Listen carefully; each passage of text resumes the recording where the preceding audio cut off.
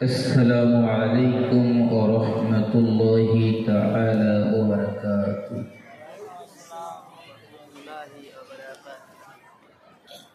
পৃথিবী আমার,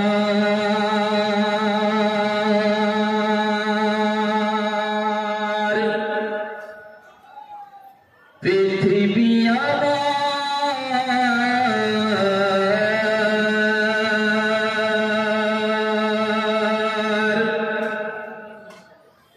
আসল ঠিকানা নয়,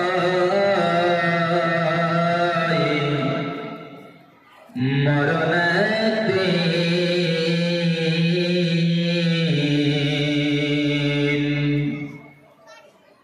মুছে দিবে সকল রঙিন পরিচয়।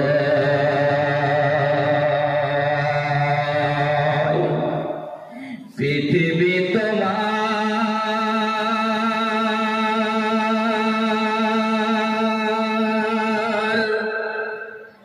আসল ঠিকানা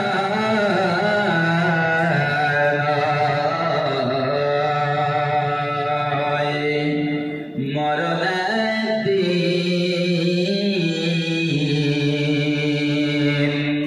মুছে দিবে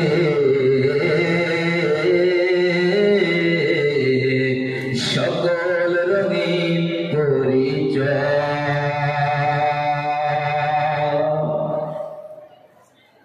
প্রিয় উপস্থিতি, এ পৃথিবী কি আমার আপনার আসল ঠিকানা?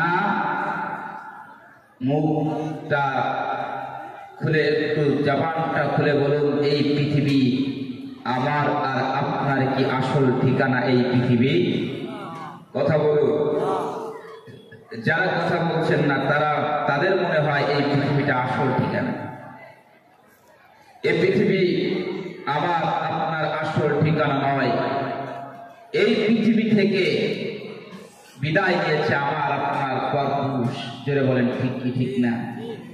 আসার একটা সিরিয়াল আছে, কিন্তু যাওয়ার কোনো সিরিয়াল নাই, যাওয়ার কোনো টাইম টেবিল নাই। আসার টাইম টেবিল রয়েছে, পর্যায়ক্রমে একজনের পর আরেকজন এই পৃথিবীতে আগমন করছে, আসছে, কিন্তু এই পৃথিবী থেকে চলে যেতে হবে। এই চলে যাওয়ার কোনো টাইম টেবিল নির্ধারণ নাই। আওয়াজ দিয়ে বলেন ঠিক কি ঠিক না? আলহামদুলিল্লাহ, জোর হলো না? আলহামদুলিল্লাহ,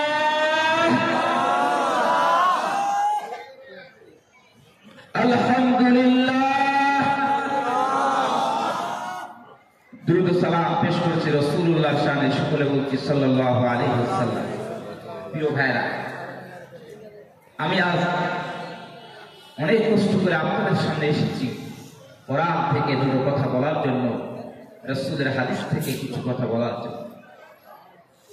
প্রিয় উপস্থিতি, আমি আমার আলোচনার শুরুতে, খুতবার শুরুতে মহাগ্রন্থ কোরআনুল কারীমের 103 নম্বর সূরা তেলাওয়াত করেছি। এই সূরার ভিতরে আল্লাহ সুবহানাহু ওয়া তাআলা 3টি আয়াত দিয়েছেন। এই সূরার ভিতরে আয়াত সংখ্যা হলো 3। এই সূরার ভিতরে শব্দ সংখ্যা হলো 14। এই সূরার ভিতরে আরবি অক্ষর হলো, আরবি হরফ হলো 68টি। এই সূরার ভিতরে রুকু আছে 1টি, সিজদা নেই। এই সূরাটি আল্লাহ সুবহানাহু ওয়া তাআলা তার নবীর পরে নাযিল করেন পবিত্র মক্কা নগরীতে। প্রিয় ভাইরা, এই সূরাটির মাধ্যমে আল্লাহ তাবারক ওয়া তাআলা গোটা বিশ্ববাসীকে একটি সুন্দর একটি তথ্য, সুন্দর একটি সংবাদ, সুন্দর একটি নিউজ দান করেছেন। জোরে জোরে চিৎকার দিয়ে বলেন সুবহানাল্লাহ। সেই তথ্যটা কি? সেই ইনফরমেশনটা কি? এই সূরার আলোচ্য বিষয় হলো, সূরাটি যে বিষয় নিয়ে আলোচনা করেছেন আল্লাহ তাবারক ওয়া তাআলা, সেটা হলো মানুষের জীবনের সফলতা কোন পথে আর মানুষের জীবনের ব্যর্থতা কোন পথে, মানুষের জীবন কোন পথে মানুষ চললে তার সর্বনাশ হবে, কোন পথে মানুষ চললে তার অবক্ষয় হবে, কোন পথ অবলম্বন করলে মানুষ জাহান্নামের রাস্তায় যাবে, আর কোন পথ অবলম্বন করলে মানুষ জাহান্নামের রাস্তা থেকে বাঁচবে, আল্লাহ সুবহানাহু ওয়া তাআলা এই সূরার ভিতরে আল্লাহ তাবারক ওয়া তাআলা তুলে ধরলেন। প্রিয় ভাইরা, সূরার নাম হলো সূরাতুল আসর। এই সূরাটি এত গুরুত্বপূর্ণ, খেয়াল করে হযরত উবাইদুল্লাহ ইবনে হিসান রাদিয়াল্লাহু তাআলা আনহু বলেন, ও প্রিয় বাগমারাবাসী, আমি আপনাদের সামনে কোরআন থেকে তাফসীর করা এখন শুরু করে দিলাম। প্রিয় ভাইরা আমার, আল্লাহ রাসূলের কলিজার টুকরো সাহাবী হযরত উবাইদুল্লাহ ইবনে হিসান রাদিয়াল্লাহু তাআলা আনহু বলেন, রাসূলুল্লাহর কোন সাহাবী যদি আর কোন সাহাবীর সঙ্গে দেখা হয়ে যেত বা মিলিত হয়ে যেত, তাহলে এক সাহাবী আর এক সাহাবীকে বলতো, হে আমার প্রিয় ভাই, ইকরা সূরাতুল আসর, তুমি সূরা আসর পড়ে আমাকে শোনাও। প্রিয় বাজার আমার, প্রিয় বাগমারাবাসী, দুইজন সাহাবী যখন একত্রিত হয়ে যেতেন, দুইজন সাহাবীর সঙ্গে যখন দেখা হয়ে যেত, তখন একজন সাহাবী আর একজন সাহাবীকে সূরা আসর তেলাওয়াত করে শোনাতেন। আর যতক্ষণ না পর্যন্ত সূরা আসর তেলাওয়াত করে একজন আরেকজনকে না শোনাতেন, ততক্ষণ পর্যন্ত তারা পৃথক হতেন না, তারা আলাদা হতেন না। প্রিয় ভাইরা, শুধু কি তাই, ইমাম শাফিঈ রাহিমাহুল্লাহ আলাইহি বলেন, এই সূরাটি এত গুরুত্বপূর্ণ, এই সূরাটি এত আনন্দ, এই সূরার মর্যাদা এত, যদি কোন ঈমানদার বান্দা যদি সূরা আসর যদি মুখস্থ করে, সূরা আসর যদি তেলাওয়াত করে, সূরা আসর যদি গবেষণা করে, সূরা আসর নিয়ে যদি একটু চিন্তা ভাবনা করে, প্রিয় ভাইরা, আমরা যদি কোনো টেনশনে পড়ে যাই, তাহলে আমরা আমাদের স্ত্রীকে নিয়ে আমরা চিন্তা করি, ছেলে মেয়েকে নিয়ে আমরা চিন্তা করি, আমরা জমি জায়গায় যদি কোনো সমস্যা হয়ে যায়, তাহলে আমরা জমি জায়গা নিয়ে আমরা বিভিন্ন প্রকার পেরেশানি হয়ে যাই। দুনিয়ার কোনো সমস্যায় যখন আমরা পড়ে যাই, তখন আমরা দুনিয়ার বিভিন্ন বিষয় নিয়ে আমরা চিন্তা করি, আমরা ভাবনা করি, আমরা গবেষণা করি। ব্যবসায় লাগাতে চলেছে, ব্যবসা নিয়ে গবেষণা চলে। ধান খেতে পোকা লেগেছে, কোন মেডিসিন দিলে ধানের পোকা দূর হয়ে যায়, ফসল ভালো হয়ে যায়, এটা নিয়ে গবেষণা চলে, এটা নিয়ে দৌড়ঝাঁপ চলে, প্রচেষ্টা চলে। প্রিয় ভাইরা, শুধু তাই, দুনিয়ার প্রত্যেকটা বিষয় নিয়ে আমরা মানুষ আজকে দুনিয়া নিয়ে আজকে আমরা গবেষণা করি। দুনিয়ার কোন পথ অবলম্বন করলে দুনিয়ায় উন্নতি হবে, কল্যাণ হবে, এটা নিয়ে আজকে আমরা গবেষণা করি। ইমাম শাফি বলতেছেন, মানুষ যদি জাহান্নামের আগুন থেকে বাঁচার জন্য, কি থেকে বাঁচার জন্য বলে, জাহান্নামের আগুন থেকে বাঁচার জন্য, দুনিয়ার কল্যাণ পাওয়ার জন্য আর আখিরাতের কল্যাণ পাওয়ার জন্য মানুষ যদি চিন্তা ভাবনার গবেষণা করত, কোন পথ অবলম্বন করলে আমার দুনিয়াতে কল্যাণ হবে আর পরকালে কল্যাণ হবে, এই গবেষণা যদি সূরাতুল আসর নিয়ে যদি মানুষ যদি একটু গবেষণা করত, ভাবতো, আমার বন্ধুরা আর এই সূরার প্রতি, সূরা আসরের প্রতি যদি তারা আমল করত, আমার ইমাম শাফিঈ রাহিমাহুল্লাহ আলাইহি বলেন, তার জন্য আল্লাহ রাব্বুল আলামিন জান্নাত অবধারিত করে দিত। সুবহানাল্লাহ। তাহলে কত বড় গুরুত্বপূর্ণ সূরা। প্রিয় ভাইরা, এই সূরার ভিতরে আল্লাহ রাব্বুল আলামিন বলে দিয়েছে, হে পৃথিবীর মানুষ, হে মানুষ, তুমি কি দুনিয়ার ক্ষতি থেকে বাঁচতে চাও, পরকালের ক্ষতি থেকে বাঁচতে চাও, দুনিয়ায় সাফল্য অর্জন করতে চাও আর পরকালের সফলতা লাভ যদি করতে চাও, তাহলে এই সূরা আসরের প্রতি তোমরা আমল করে দাও। চিৎকার দিয়ে বলো সুবহানাল্লাহ। প্রিয় ভাইরা আমার, এই সূরাটি এত অনন্য, এই সূরা এত গুরুত্বপূর্ণ, এই সূরা এত তাৎপর্যপূর্ণ যদি হয়ে থাকে, তাহলে আমাদেরকে কিছুক্ষণ সময় হলে এই সূরা সম্পর্কে আমাদেরকে জানতে হবে, আলোচনা শুনতে হবে। আপনারা একটু বোঝার নিয়াতে, একটু মানার নিয়াতে কিছু সময় একটু মন খুলে প্রাণ খুলে যদি আজকে আপনারা এই আলোচনা যদি শুনতে পারেন আর বুঝতে পারেন, যদি আমল করতে পারেন, আমি আব্দুল্লাহ বলতেছি অবশ্যই অবশ্যই আপনারা দুনিয়াতে লাভবান হবেন এবং পরকালেও আপনারা অবশ্যই অবশ্যই লাভবান হবে। তাহলে আল্লাহ রাব্বুল আলামিন সূরার ভিতরে কি তথ্য দিল, কি ইনফরমেশন আল্লাহ রাব্বুল আলামিন দিল এই সূরার ভিতরে?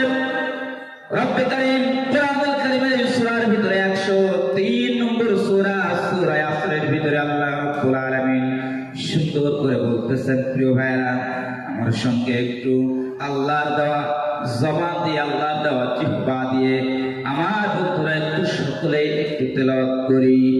আউযু বিল্লাহি মিনাশ শাইতানির রাজীম।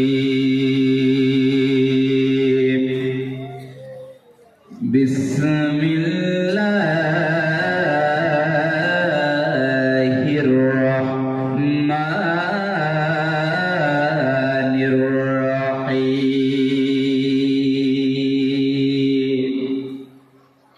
ওয়াল আসরি ইন্নাল ইনসানা লাফি খুসর। প্রিয় কলিজার পুত্র যুবক ভাইয়েরা, প্রিয় মুরব্বী আব্বারা, সম্মানিত মা এবং বোনেরা, চলুন আল্লাহ রাব্বুল আলামিন সূরা আসরের ভিতরে সরল অনুবাদ, বঙ্গ অনুবাদে আল্লাহ তাবারক ওয়া তাআলা কি বললেন। সর্বপ্রথম আল্লাহ রাব্বুল আলামিন বলেছেন ওয়াল আসরি, সময়ের কসম, যুগের কসম, মহাকালের কসম, ওথ অফ টাইম। আল্লাহ বলেছেন সময়ের কসম দিয়ে আল্লাহ বলেছেন ইন্নাল ইনসানা, ইন্না মানে নিশ্চয়ই, ইনসান মানে মানুষ, লাফি রয়েছে, খুসরিন ক্ষতিগ্রস্তের ভিতরে রয়েছে। নিশ্চয়ই মানুষ ক্ষতিগ্রস্তের ভিতরে নিমজ্জিত, নিশ্চয়ই মানুষ ক্ষতির ভিতরে ডুবে আছে। প্রিয় ভাইরা, এখন এখানে প্রশ্ন করতে পারেন, হে বাংলাদেশের আব্দুল্লাহ মামুন, এখানে যে আল্লাহ সুবহানাহু ওয়া তাআলা বললেন যে সকল মানুষ, নিশ্চয় সকল মানুষ ক্ষতির ভিতরে নিমজ্জিত, তাহলে আমরাও তো ক্ষতির ভিতরে পড়ে যাই। তাহলে আমাদের এই নামাজ পড়ে আমাদের লাভ কি? ভালো কাজ করে আমাদের লাভ কি? এই জলসা এসে আমাদের লাভ কি?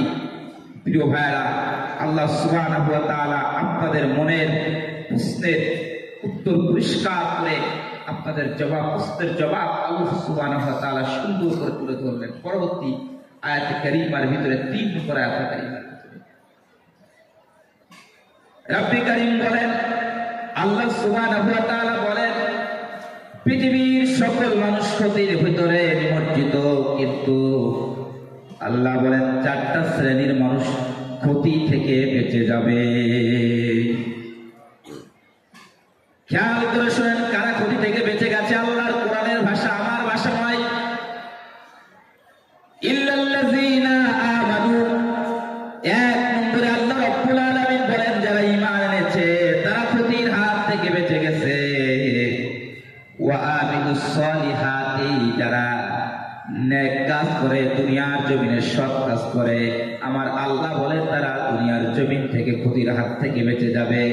3 নম্বরে আল্লাহ রাব্বুল আলামিন বলেন ওয়া তাওয়াসাউ বিল হাক্কি, যারা দুনিয়ার জমিনে হকের পরে টিকে থাকবে, আল্লাহ বলেন তারাও ক্ষতির হাত থেকে বেঁচে যাবে। 4 নম্বর আল্লাহ বলেন ওয়া তাওয়াসাউ বিস সাবরি, যারা বিপদে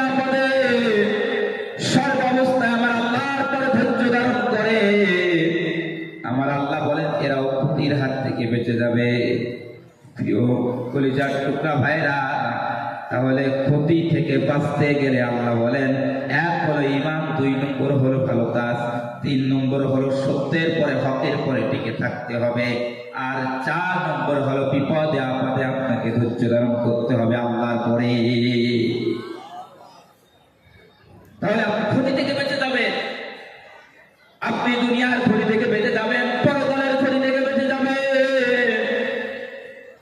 প্রিয় ভাইরা আমার, এবার চলুন তাফসীরের দিকে। এই সূরা সম্পর্কে আমরা কিছু ব্যাখ্যা বিশ্লেষণ করে আমি আমার আলোচনা শেষ করে দিব, সময় শেষ হয়ে যাবে।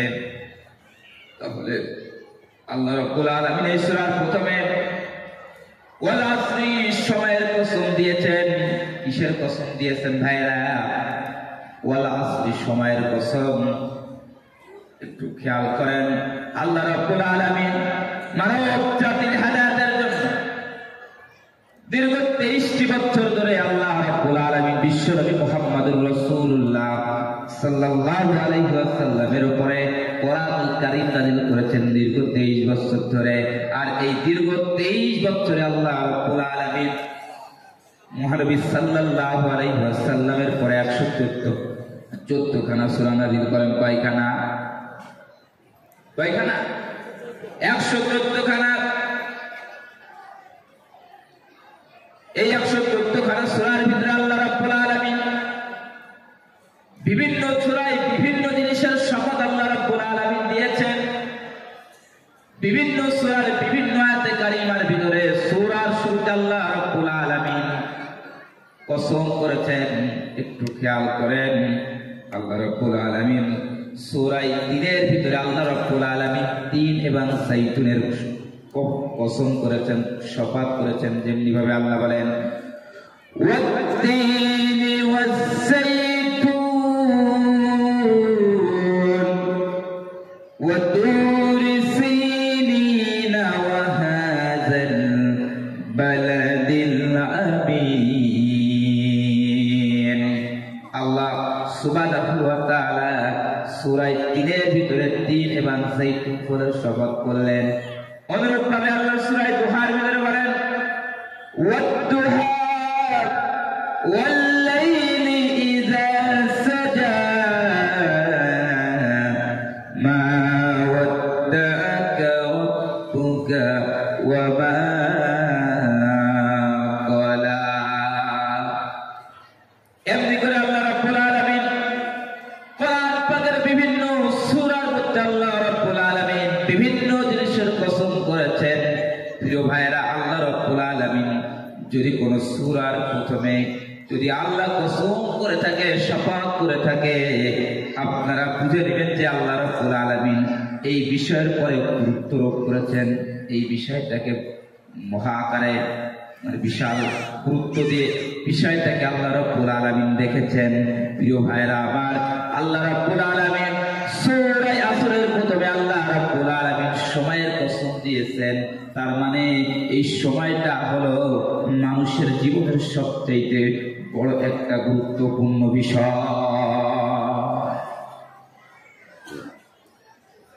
সময় হলো এমন একটা বিষয়, প্রিয় ভাইরা, সময় হলো মানুষের মূলধন, সময় হলো মানুষের পুঁজি। কেমন পুঁজি? প্রিয় ভাইরা, আল্লাহ রাব্বুল আলামিন এই পৃথিবীতে আমাদেরকে পাঠাইছেন। আল্লাহ তাবারক ওয়া তাআলা আমাদের প্রত্যেকের জন্য একটা না একটা সময় নির্ধারণ করে দিয়েছে।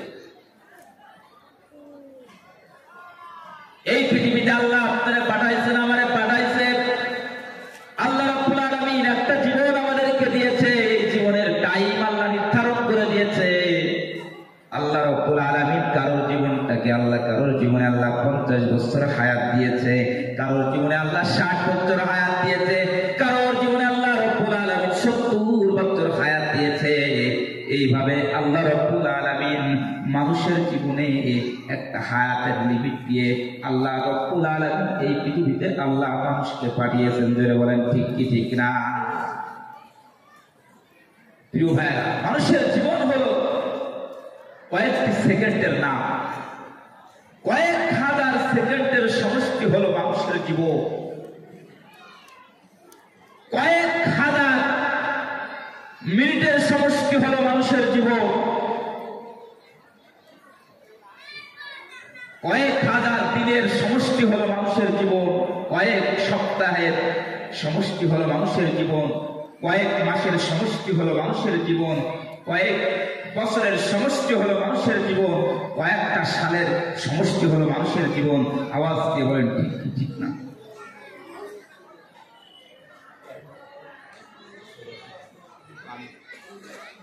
জোরে একটু জিকির করি, লা ইলাহা ইল্লাল্লাহ, লা ইলাহা ইল্লাল্লাহ, লা ইলাহা ইল্লাল্লাহ।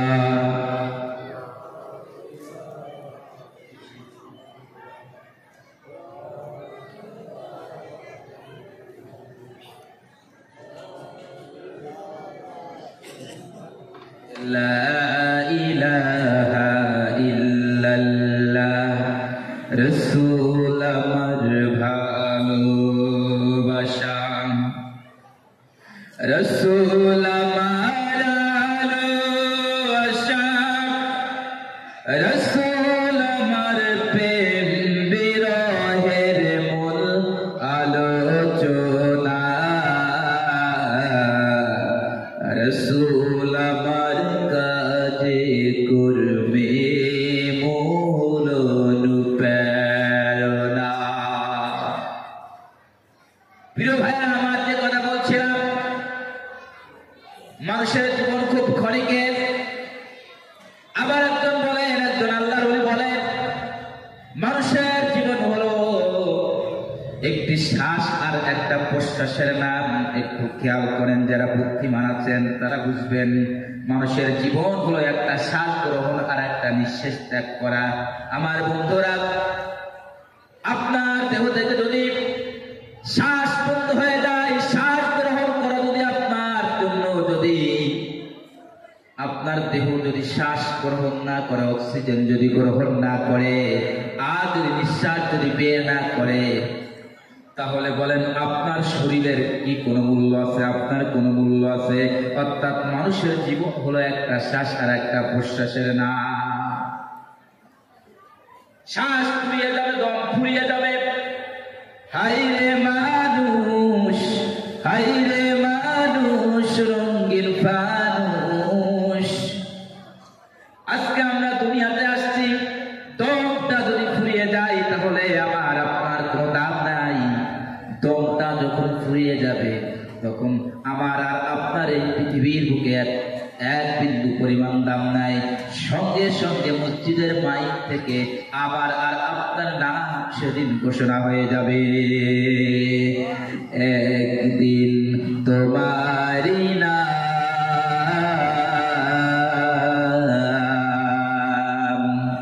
মসজিদে হবে এলান। একদিন আমারই নাম মসজিদে হবে এলান। একদিন তোমারই নাম মসজিদে হবে এলান। তৈরি থেকো, তৈরি রেখো, তৈরি থেকো, তৈরি রেখো। কবরের মাল সামান, কবরের মাল সামান। প্রিয় ভাইরা আমার, যেই কথা বলছিলাম, শ্বাসটা ফুরাই গেল, দাম ফুরাই গেল, জীবনের কোনো মূল্য নাই। এই জীবনের কোনো মূল্য নাই। এই জন্য আল্লাহ রাব্বুল আলামিন সূরার প্রথমে ওয়াল আসরি, সময়ের কসম দিয়ে আল্লাহ রাব্বুল আলামিন বলেন, ও পৃথিবীর মানুষ শুনে নাও, বুঝে নাও, জেনে নাও, আমি আল্লাহ রাব্বুল আলামিন তোমাদেরকে পৃথিবীর বুকে প্রেরণ করে আমি তোমাদের জন্য একটা জিনিস মহামূল্যবান করে দিয়েছি, সেটা হলো সময়, সেটা হলো টাইম। এই সময়টা যদি তোমরা নষ্ট করো, এই সময় যদি তোমরা অপচয় করো, তোমাদের জীবন ক্ষতি। এই সময়টা যদি তোমরা অপচয় করো, সময় থাকতে যদি তোমরা 4টা কাজ যদি না করো, 1 নম্বরে যদি ঈমান যদি তোমরা আমল না করতে পারো, 2 নম্বরে সময় থাকতে, জীবন থাকতে, হায়াত থাকতে যদি ভালো কাজ না করো, সত্য পথে, হকের পথে যদি তোমরা টিকে না থাকো, আর বিপদে আপদে যদি ধৈর্য ধারণ যদি তোমরা না করতে পারো, ও মানুষ শুনে নাও, তোমাদের জীবনের কোনো মূল্য নাই, তোমাদের জীবনটা হবে ব্যর্থ, তোমাদের জীবনটা হবে ক্ষতিগ্রস্ত। প্রিয় বাংলাবাসী, একটা ঘটনা বলি, একটা কথা বলি, আপনাদেরকে বুঝবেন। আল্লাহর একজন উনি ছিলেন, নাম হচ্ছে ইমাম ফখরুদ্দিন রাজি রাহিমাহুল্লাহ আলাইহি। ইমাম ফখরুদ্দিন রাজি রাহিমাহুল্লাহ আলাইহি তিনি একদিন বাজারে গিয়ে দেখতেছেন এক বরফ বিক্রেতা বরফ বিক্রি করছেন, আইসক্রিম বিক্রি করছেন। কি বিক্রি করছে? আইসক্রিম বিক্রি করছে। আর তিনি উচ্চ স্বরে আওয়াজ করে বলতেছে, হে বাজারের ভাইয়েরা, শোনো শোনো শোনো শোনো, আমার আইসক্রিম তোমরা ক্রয় করো, আমার বরফ তোমরা ক্রয় করো। আমার আইসক্রিম যদি তোমরা ক্রয় না করতে পারো, আমার বরফ যদি তোমরা ক্রয় না করো, শোনো, আমার আইসক্রিমটা করে শেষ হয়ে যাচ্ছে, আমার বরফ করে শেষ হয়ে যাচ্ছে। আমার বন্ধুরা, ওই বরফ বিক্রেতা বলছে যে তোমরা যদি আমার আইসক্রিম ক্রয় না করো, আর আমার আইসক্রিমটা যদি গলে গলে যদি শেষ হয়ে যায়, তাহলে আমার আইসক্রিমের কোনো মূল্য থাকবে না, আমার আইসক্রিমের কোনো, আমার বরফের কোনো দাম থাকবে না, ওই বরফ কেউ ক্রয় করবে না। আমি যে টাকা দিয়ে বরফ ক্রয় করেছিলাম, আমি যে টাকা দিয়ে আইসক্রিম ক্রয় করেছিলাম, ওই টাকা মূলধন সব শেষ হয়ে যাবে। এই জন্য তোমাদের প্রতি আমার সবিনয় অনুরোধ থাকলো, বরফটা গলে যাওয়ার আগে তোমরা আমার বরফ, আমার আইসক্রিম তোমরা ক্রয় করো। ইমাম ফখরুদ্দিন রাজি রাহিমাহুল্লাহ আলাইহি এই বরফ বিক্রেতার কথা থেকে তিনি মানুষের জীবনে একটা রহস্য খুঁজে বের করলেন। আল্লাহ রাব্বুল আলামিন মানুষকে 50 বছর হায়াত দিয়েছে, আল্লাহ রাব্বুল আলামিন মানুষকে 60 বছর হায়াত দিয়েছে, আল্লাহ রাব্বুল আলামিন মানুষকে 70 বছর হায়াত দিয়েছে। বন্ধুরা, আমার জীবন থেকে যখন একটা দিন চলে যাচ্ছে, আমার জীবন থেকে যখন একটা সপ্তাহ চলে যাচ্ছে, আমার জীবন থেকে যখন একটা মাস চলে যাচ্ছে, আপনার জীবন থেকে যখন একটা বছর চলে যাচ্ছে, তখন আপনার জীবন থেকে আপনার আয়ু খালি কমতেছে, আপনার বয়স খালি কমতেছে। বন্ধুরা, এই অবস্থায় যদি আপনার বয়স কমতেছে, আপনার আয়ু কমতেছে, আপনার সময় চলে যাচ্ছে, আর আপনি যদি আল্লাহ রাব্বুল আলামিনের 4টা কাজ যদি আপনি না করেন, আমার বন্ধুরা, আপনার সময় যদি চলে যায়, তাহলে আপনার মূলধন শেষ হয়ে যাবে, আপনার পুঁজি শেষ হয়ে যাবে। আপনি যদি সময় থাকতে যদি ঈমান যদি না গ্রহণ করতে না পারেন, আপনি সময় থাকতে যদি নামাজ যদি না আদায় করেন, সময় থাকতে যদি দান না করেন, সময় থাকতে যদি ভালো কাজ না করেন, সময় থাকতে যদি হকের পথে না টিকে থাকেন, সময় থাকতে যদি ধৈর্য ধারণ না করেন, ও বাগমারাবাসী, আল্লাহর কোরআন বলতেছে আপনাদের জীবনটা ব্যর্থ, আপনাদের জীবনটা ব্যর্থ, আপনাদের জীবন ক্ষতিগ্রস্ত। আমার বন্ধুরা, আপনার জীবনের কোনো মূল্য নাই, আপনার জীবনের কোনো দাম নাই, কারণ সময় থাকতে আপনি আল্লাহর কাজ করলেন না, তাহলে আপনাকে আল্লাহ মূলধন পুঁজি দিয়েছিলেন যে সময়, সেই সময় আপনি আল্লাহর কাজ করেন নাই বিদায়, আমার বন্ধুরা, আপনার জীবনে কোনো সফলতা না, আপনার জীবন ক্ষতি, আপনার জীবন ব্যর্থতা।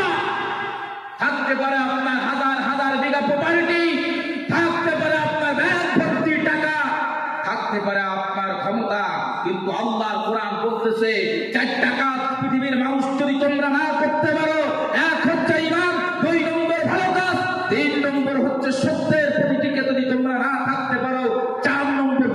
বিপদে আপদে আল্লাহর প্রতি ধৈর্য ধারণ না করতে পারো, আল্লাহর কোরআন বলে যতই কিছু থাকুক না কেন তোমার জীবন ব্যর্থ, তোমার জীবন ক্ষতিগ্রস্ত।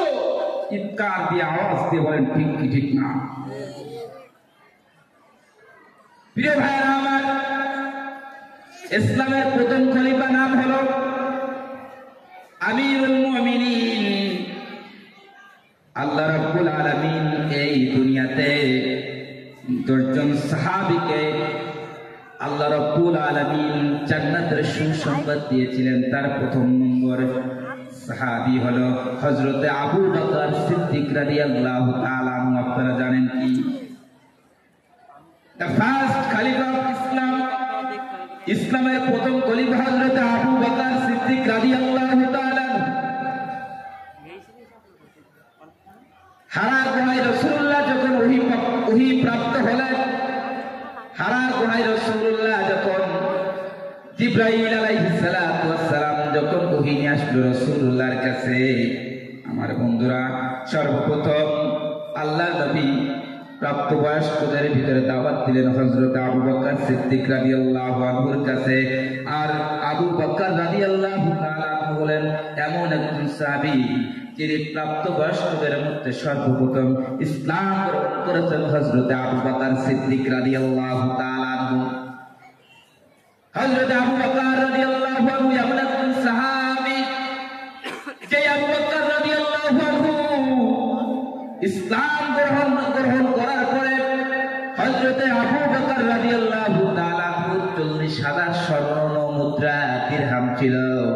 হযরত আবু বকর রাদিয়াল্লাহু আনহু ইসলাম গ্রহণ করার পর আল্লাহর রাসূলের জন্য, দ্বীনের জন্য, ইসলামের জন্য, আল্লাহর জন্য 40,000 দিরহাম কুরবান করে দিয়েছিলেন, দান করে দিয়েছিলেন। শুধু কি তাই, হযরত আবু বকর রাদিয়াল্লাহু আনহু কেমন ভাবে ইসলামের খেদমত করলেন। তাবুকের যুদ্ধে বেড়ে উঠে আল্লাহ রাসূল বলল, হে আমার সাহাবীরা, শোনো, আজকে তাবুকের যুদ্ধের জন্য আল্লাহর রাস্তায় দান করতে হবে। কোথায় দান করতে হবে? আল্লাহর রাস্তায় দান করতে হবে। তোমরা বাড়িতে চলে যাও, আর তোমাদের বাড়িতে গিয়ে তোমাদের যে সম্পত্তি আছে তার থেকে কিছু অংশ তোমরা আল্লাহর পথে খরচ করো। হযরত ওমর বাড়িতে চলে গেল, হযরত উসমান বাড়িতে চলে গেল, হযরত আবু বকর রাদিয়াল্লাহু তাআলা বাড়ির মধ্যে চলে গেল। একটু কান খাড়া করে দিয়ে শোনেন, হযরতে উসমান রাদিয়াল্লাহু তাআলা আনহু বাড়িতে গিয়ে সকল সম্পত্তি এক জায়গায় করলো। এক জায়গায় করে হযরতে উসমান রাদিয়াল্লাহু আনহু তার সম্পত্তিকে 3 ভাগ করলো। কয় ভাগ করছে? 3 ভাগ করলো। 2 ভাগ বাড়িতে রেখে আসলো, আর এক ভাগ রাসূলুল্লাহর দরবারে নিয়ে আসলো। প্রিয় ভাইরা আমার, হযরত ওমর বাড়িতে চলে গেল। ওমর রাদিয়াল্লাহু আনহু বাড়ির মধ্যে গিয়ে সম্পদটাকে 2 ভাগ করলো। 2 ভাগ করে 1 ভাগ বাড়িতে রেখে আসলো, আর এক ভাগ রাসূলুল্লাহর দরবারে নিয়ে আসলো। আমার বন্ধুরা, হযরতে আবু বকর রাদিয়াল্লাহু আনহু বাড়ির মধ্যে চলে গেল। বাড়ির মধ্যে গিয়ে বাড়ির ভিতরে যত সম্পত্তি ছিল সকল সম্পত্তিগুলো হযরতে আবু বকর সিদ্দিক রাদিয়াল্লাহু তাআলা আনহু একটা টোপলায় করে, একটা কাঁথায় করে, আমার বন্ধুরা একটা বস্তায় করে আল্লাহ রাসূলের দরবারে নিয়ে এসে হাজির হয়ে গেল। আবার রাসূল সাহাবীদেরকে ডাকতেছে, ওমর কোথায়? ওসমান কোথায়? আমার আবু বকর কোথায়? আল্লাহ রাসূল বলে, উসমান, আল্লাহর রাস্তার জন্য তুমি কি নিয়ে এসেছো? আজকে এই যুদ্ধের ময়দানে আল্লাহর জন্য দান করতে হবে, তুমি কি দান নিয়ে এসেছো? হযরত উসমান রাদিয়াল্লাহু তাআলা বলে, ইয়া রাসূলুল্লাহ, ইয়া হাবিবাল্লাহ, আমি আমার যত সম্পদ ছিল সকল সম্পত্তি 3 ভাগ করে 2 ভাগ বাড়িতে রেখে এসেছি, আর এক ভাগ ইয়া রাসূলুল্লাহ, ইয়া হাবিবাল্লাহ, আপনার দরবারে নিয়ে এসেছি। আল্লাহ রাসূল বলে, আমার ওমর কোথায়? ওমর বলে, লাব্বাইক সাদাইকা ইয়া রাসূলুল্লাহ, হে আল্লাহর রাসূল, আমি উপস্থিত। আল্লাহ রাসূল বলে, ওমর তুমি কি নিয়ে এসেছো আজকে আল্লাহর রাস্তায় খরচ করার জন্য? হযরত ওমর বলে, ইয়া রাসূলুল্লাহ, ইয়া হাবিবাল্লাহ, আমার বাড়িতে যত সম্পদ ছিল আমার সকল সম্পত্তি 2 ভাগ করেছি, 2 ভাগ করে এক ভাগ বাড়িতে রেখে এসেছি, আর এক ভাগ আপনার দরবারে নিয়ে এসেছি ইয়া রাসূলুল্লাহ। আমার নবী বলে, আমার আবু বকর কোথায়? আবু বকর বলে, লাব্বাইক ইয়া রাসূলুল্লাহ, হে আল্লাহর রাসূল, আমি উপস্থিত হয়ে গেছি। আল্লাহ রাসূল বলে, আবু বকর, তুমি কি নিয়ে এসেছো আজকে? আল্লাহর রাস্তায় দান করার জন্য তুমি কি নিয়ে এসেছো? হযরতে ওমর রাদিয়াল্লাহু, হযরত আবু বকর রাদিয়াল্লাহু আনহু বলে, ইয়া রাসূলুল্লাহ, ইয়া হাবিবাল্লাহ, আমার বাড়ির ভিতরে যত সম্পদ ছিল সকল সম্পদ ইয়া রাসূলুল্লাহ, ইয়া হাবিবাল্লাহ, আমি আপনার দরবারে নিয়ে এসেছি, আল্লাহর জন্য নিয়ে এসেছি, রাসূলুল্লাহর জন্য নিয়ে এসেছি। আমার নবী বলে, আবু বকর, বুঝলাম সবকিছু আল্লাহর জন্য, আল্লাহ রাসূলের জন্য তুমি নিয়ে এসে হাজির হয়ে গেলে, কিন্তু তোমার বাড়ির জন্য কি রেখে এসেছো? আবু বকর বলে, ইয়া রাসূলুল্লাহ, ইয়া হাবিবাল্লাহ, আমার বাড়ির জন্য আমি আল্লাহ ওয়া রাসূলিহি, আল্লাহ এবং তার রাসূলকে রেখে এসেছি। আওয়াজ দিয়ে বলেন সুবহানাল্লাহ। আল্লাহু আকবার। এইভাবে হযরত আবু বকর সিদ্দিক রাদিয়াল্লাহু আনহু ইসলামের জন্য তার 40,000 স্বর্ণমুদ্রা দিরহাম তিনি দান করে তার সকল সম্পত্তি শেষ করে ফেললেন।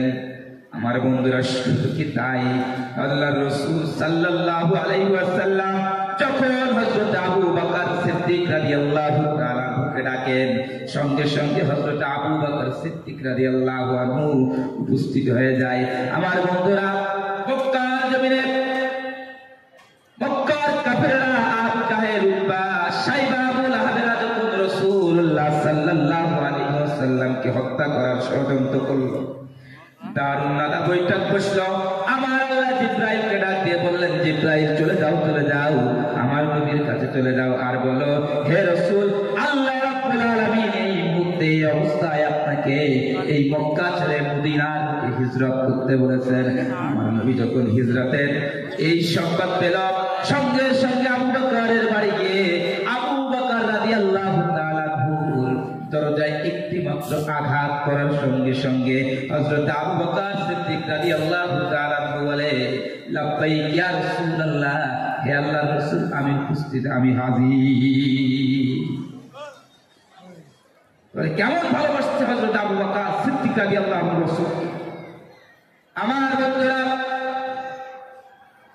হযরত আবু বকর যখন এইভাবে নিজের সকল সম্পত্তি আল্লাহর রাস্তায় খরচ করা শুরু করে দিল, নিজের সকল সময় যখন ব্যবসা বাণিজ্য বাদ দিয়া আমার নবীর পিছনে যখন এইভাবে ইসলামের জন্য যখন সময় কোরবান করলো, অর্থ কোরবান করলো, হযরতে আবু বকর রাদিয়াল্লাহু আনহুর একজন ঘনিষ্ঠ বন্ধু ছিল, তার নাম হলো কাফের উসাদা ইবনে কালাদা।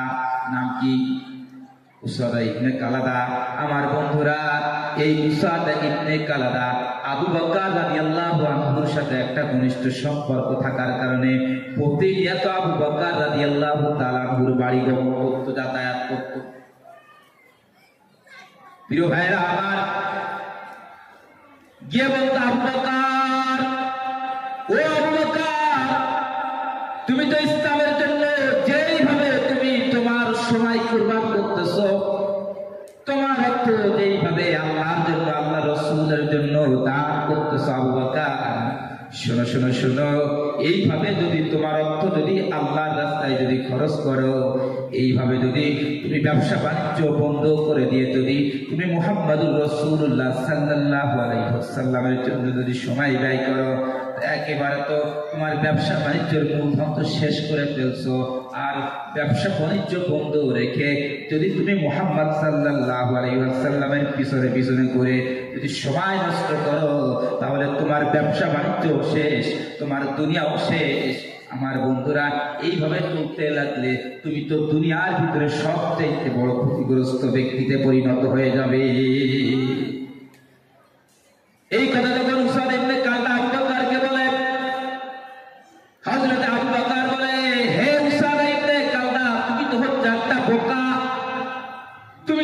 তুমি তো হচ্ছ একটা নিভৃত লোক। হে মুসা ইবনে কালদা, তুমি শোনো শোনো শোনো, যেই ব্যক্তি আল্লাহ এবং তার রাসূলুল্লাহর গোলাম হয়ে যায় তার জীবনে কোনো লোকসান নাই, তার জীবনে কোনো ক্ষতিগ্রস্ত না। হযরত আবু বকর সিদ্দিক রাদিয়াল্লাহু তাআলা এমন একটা ব্যবসা শুরু করে দিল যেই ব্যবসার মধ্যে ক্ষতিগ্রস্ত নাই। হযরত আবু বকর বলে, হে বন্ধু, আমি যে ব্যবসা করতেছি এই ব্যবসার ভিতরে কোনো ক্ষতি নাই, কারণ হলো আমি আল্লাহর গোলাম হয়ে গেছি, রাসূলুল্লাহর গোলাম হয়ে গেছি, আমার কোনো চিন্তা নাই, আমার কোনো লোকসান নাই। এই কথাটা আমার আল্লাহ রাব্বুল আলামিন এত সুন্দরভাবে পছন্দ করলেন। আর আল্লাহ রাব্বুল আলামিন এই কথার প্রেক্ষিতে আল্লাহ তাবারক ওয়া তাআলা সূরাতুল আসর নাযিল করে দিলেন। আওয়াজ দিয়ে বলেন সুবহানাল্লাহ। আল্লাহ রাব্বুল আলামিন সঙ্গে সঙ্গে জিবরাইলকে বললেন, জিবরাইল চলে যাও, আমার নবীর কাছে চলে যাও আর বলো, আউযু বিল্লাহি মিনাশ শাইতানির রাজীম, বিসমিল্লাহির রহমানির রহিম, ওয়াল আসরি ইন্নাল ইনসানা লাফি খুসর ইল্লাল্লাযীনা আমানু ওয়া আমিলুস সালিহাতি ওয়া তাওয়াসাউ বিল হাক্কি ওয়া তাওয়াসাউ বিস সাবর। আওয়াজ দিয়ে বলেন না সুবহানাল্লাহ। প্রিয় ভাইরা আমার, এবার চলুন আমরা ব্যাখ্যায় চলে যাই। ক্ষতির হাত থেকে বাঁচতে গেলে 1 নম্বর হলো ঈমান। 1 নম্বর কি? ঈমান আনতে হবে আল্লাহর পরে, ঈমান আনতে হবে বিশ্বনবী মুহাম্মদুর রাসূলুল্লাহ সাল্লাল্লাহু আলাইহি ওয়াসাল্লামের পরে।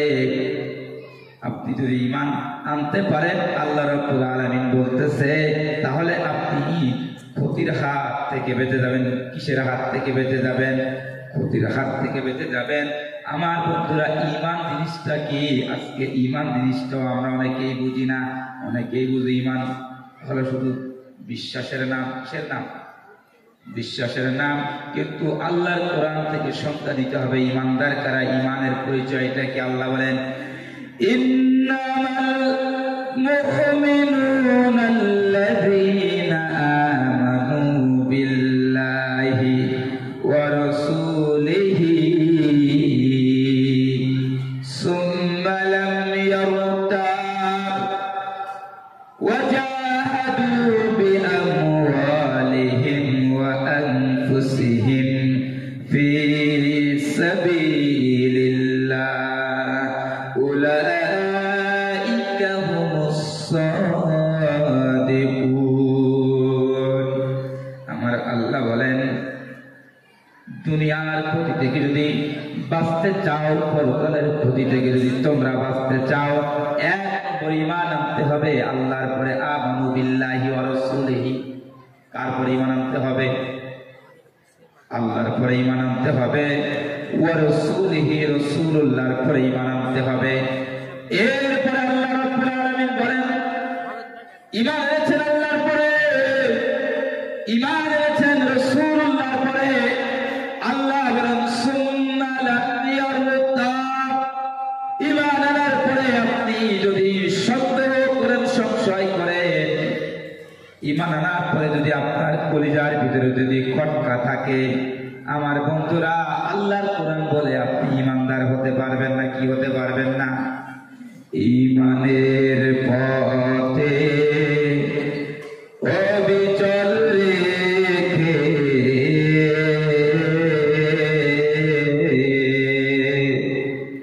আমার মরণ যেন হয়। ঈমানের পথে অবিচল রেখে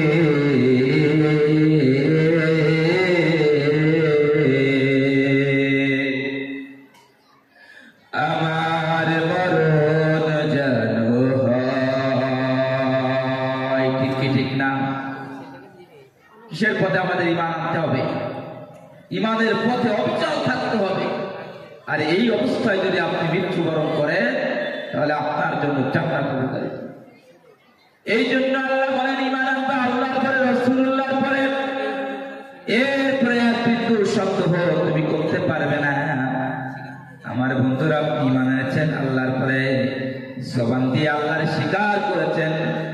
ও বন্ধুরা, অন্তর দিয়ে আপনি আল্লাহর স্বীকার করলেন।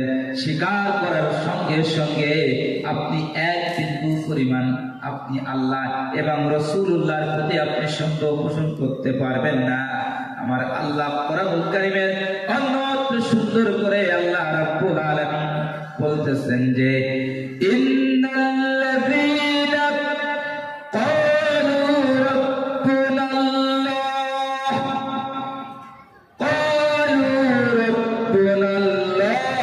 সুম্মা ইসতাকামু তাতানাজ্জালু আলাইহিমুল মালাইকাতু আল্লা তাখাফু ওয়া লা তাহজানু ওয়া আবশিরু বিল জান্নাতিল্লাতী কুনতুম তুআদুন। চিৎকার দিয়ে বলেন না সুবহানাল্লাহ। ও বন্ধুরা, আমার আল্লাহ রাব্বুল আলামিন বলতেছে, ও বান্দা, শুধু মুখ দিয়ে আল্লাহর স্বীকার করলাম, মুখ দিয়ে রাসূলুল্লাহর স্বীকার করলাম, ইমানদার তুমি হতে পারবে না, পারবে না। এখন ইমানদার হতে গেলে কি করতে হবে? আল্লাহ কোরআন পাকের ভিতরে বলে ইন্নাল্লাযীনা, নিশ্চয়ই যারা ক্বালু বলবে রাব্বুনাল্লাহ, আমার আপনার রব হলো একজন, তিনি হলেন আল্লাহ।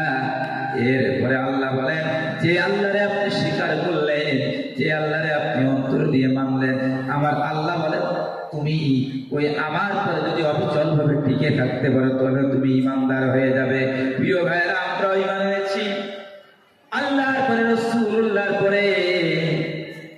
আমার বন্ধুরা, রাসূলুল্লাহর প্রিয় সাহাবীরা ওই ইমান ছিল আল্লাহর পরে। আমাদের ইমানটা তাদের ইমানটা কেমন একটু খেয়াল করেন। আমার বন্ধুরা, রাসূলুল্লাহর প্রিয় সাহাবী, কলিজার টুকরো সাহাবী হযরতে বেলাল রাদিয়াল্লাহু তাআলা নাম কি? ছিলেন একজন কৃতদাস, ছিলেন একজন গোলাম। তিনি ছিলেন উমাইয়ার গোলাম, উমাইয়ার কৃতদাস। রাসূলুল্লাহ সাল্লাল্লাহু আলাইহি ওয়াসাল্লাম যখন মক্কার জমিনে কোরআনের দাওয়াত যখন দিচ্ছে, আমার বন্ধুরা একটু খেয়াল করেন, লক্ষ্য করেন, যখন রাসূলুল্লাহ ইসলামের দাওয়াত দিচ্ছে, ঈমানের দাওয়াত দিচ্ছে, বেলাল রাদিয়াল্লাহু তাআলা আনহু শুনতে পেয়ে সঙ্গে সঙ্গে বেলাল রাদিয়াল্লাহু তাআলা ইসলাম গ্রহণ করলেন। আশহাদু আল্লা ইলাহা ইল্লাল্লাহু মুহাম্মাদুর রাসূলুল্লাহ সাল্লাল্লাহু আলাইহি ওয়াসাল্লাম। হযরত বেলাল যখন ইসলাম গ্রহণ করলেন, কালেমার দাওয়াত যখন গ্রহণ করলেন, ঈমান যখন আনলেন, সঙ্গে সঙ্গে তার মুনিব উমাইয়া শুনতে পেল বেলাল রাদিয়াল্লাহু তাআলা ইসলাম গ্রহণ করেছে, মুহাম্মদ সাল্লাল্লাহু আলাইহি ওয়াসাল্লামের ধর্ম গ্রহণ করেছে। সঙ্গে সঙ্গে বেলালকে বলল, বেলাল তুমি কি করেছো? বেলাল বলল, আমি এক আল্লাহ, ক্বালু রাব্বুনাল্লাহ, আমি এক আল্লাহর স্বীকার করেছি, আমি রাসূলুল্লাহর স্বীকার করেছি, রাসূলুল্লাহ সাল্লাল্লাহু আলাইহি ওয়াসাল্লামকে বিশ্বনবী হিসেবে স্বীকার করেছি।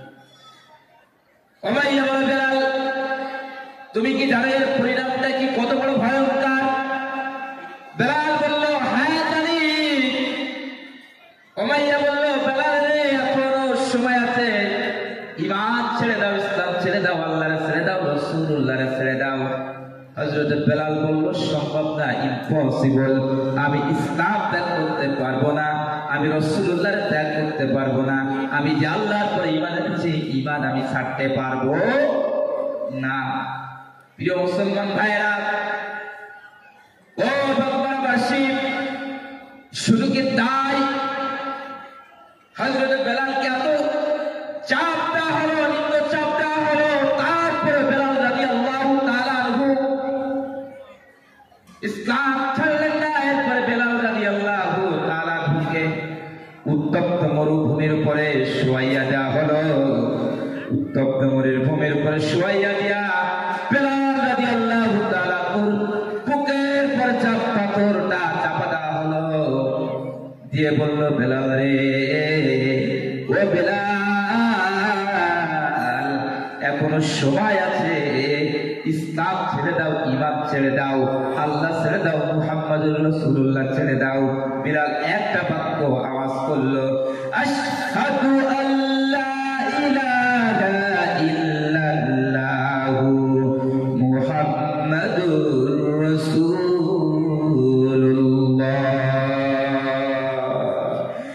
ঈমানের পথে অবিচল রেখে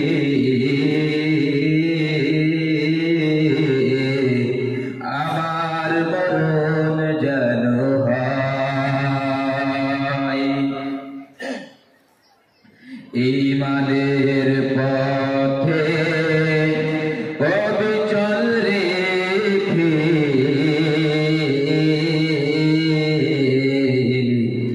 তোমাদের মরণ যেন হয়।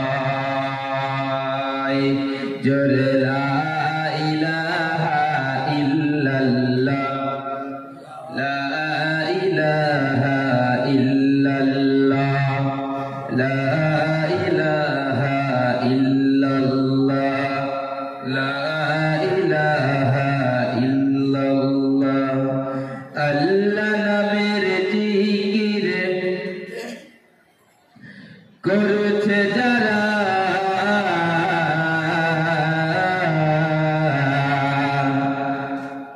আমার আল্লাহর কাছে প্রিয় তারা। আল্লাহর কাছে, আল্লাহর কাছে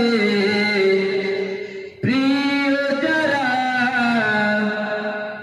আল্লাহর কাছে প্রিয় যারা, জান্নাতে প্রবেশ করবে তারা। জোরে লা ইলাহা, লা ইলাহা ইল্লাল্লাহ, লা ইলাহা ইল্লাল্লাহ, লা ইলাহা ইল্লাল্লাহ মুহাম্মাদুর রাসূলুল্লাহ সাল্লাল্লাহু আলাইহি ওয়াসাল্লাম। প্রিয় ভাইরা আমার, প্রিয় আম্মা জানেরা আমার, শুধু কি তাই, যুগে যুগে যারা ঈমান এনেছে আল্লাহর পরে, ঈমান এনেছে নবীগণের পরে, আমার বন্ধুরা, তাদেরকে অত্যাচার করা হয়েছে, তাদেরকে নির্যাতন করা হয়েছে, তাদেরকে যাতনা দেওয়া হয়েছে, কষ্ট দেওয়া হয়েছে। একটাই মাত্র অপরাধ, যুগে যুগে যারা ঈমান এনেছে, সত্যিকার অর্থে যারা ঈমান এনেছে, আমার আল্লাহর পরে, রাসূলের পরে যারা ঈমান এনেছে, তাদেরকে আল্লাহ রাব্বুল আলামিন কোরআনুল কারীমের ভিতরে বলে তাদেরকে অত্যাচার করা হয়েছে, কষ্ট দেওয়া হয়েছে।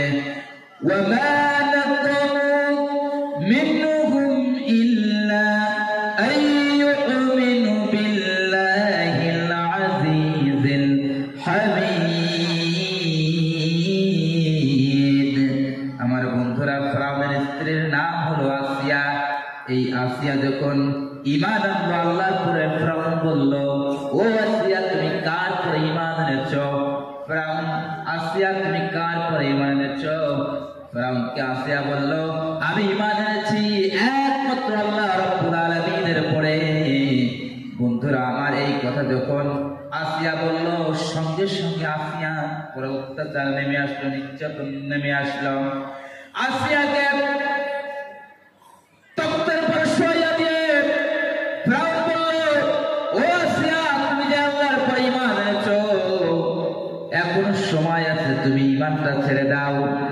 আসিয়া বলল, না না, আমি যে আল্লাহর পরে ঈমান এনেছি, এই আল্লাহর পরে সুন্নাস্তাকামু, আমি যে আল্লাহর পরে অবিচল ভাবে টিকে আছি, ঈমান এনেছি, আমার জীবন থাকতে আমি যতক্ষণ পর্যন্ত বেঁচে আছি ততক্ষণ পর্যন্ত আল্লাহর পথ থেকে আমি ঈমান ছাড়ব না। সঙ্গে সঙ্গে ফেরাউন আসিয়া হাতের পরে ব্রেক মারল, ডান হাতে ব্রেক মারল, বাম হাতে ব্রেক মারল, ডান পায়ে ব্রেক মারল, শরীরের উপরে ব্রেক মেরে আসিয়ার শরীরটাকে খণ্ড বিখণ্ডিত করে ফেললো। তারপরে আসিয়ার অন্তর থেকে ঈমান নামক সম্পদ আমার বন্ধুরা নেওয়া যায় নাই। শুধু কি তাই, আউয়ালুশ শাহীদাতুল ফিল ইসলাম, ইসলামের প্রথম শহীদ হযরতে মা সুমাইয়া রাদিয়াল্লাহু তাআলা, সুমাইয়া রাদিয়াল্লাহু তাআলা যখন ইসলাম গ্রহণ করলেন, ইসলাম গ্রহণ করার কারণে আবু জাহেল তার মধ্যস্থানে তীর নিক্ষেপ করে সুমাইয়া রাদিয়াল্লাহু তাআলাকে পৃথিবীর জমিন থেকে বিদায় করে দিল। আমার বন্ধুরা, এই ঈমান এমন একটা সম্পদ, আমার আল্লাহ রাব্বুল আলামিন কোরআন পাকের ভিতরে বলেছে, যারা ঈমান আনবে আর ভালো কাজ করবে আমি তাদেরকে এত পুরস্কার দেব, যে পুরস্কার কখনো শেষ নাই। আল্লাহ সূরা ৩-এর ভিতরে বলে, ওয়াত্তিনি ওয়াস-সাইতুনি ওয়া তুরি সিনিন ওয়া হাযাল বালাদিল আমিন লাকাদ খালাকনাল ইনসানা ফি আহসানি তাকওয়িম সুম্মা রাদাদনাহু আসফালা সাফিলিন ইল্লাল্লাযীনা আমানু ওয়া আমিলুস সালিহাতি ফালাহুম আজরুন গায়রু মামনুন।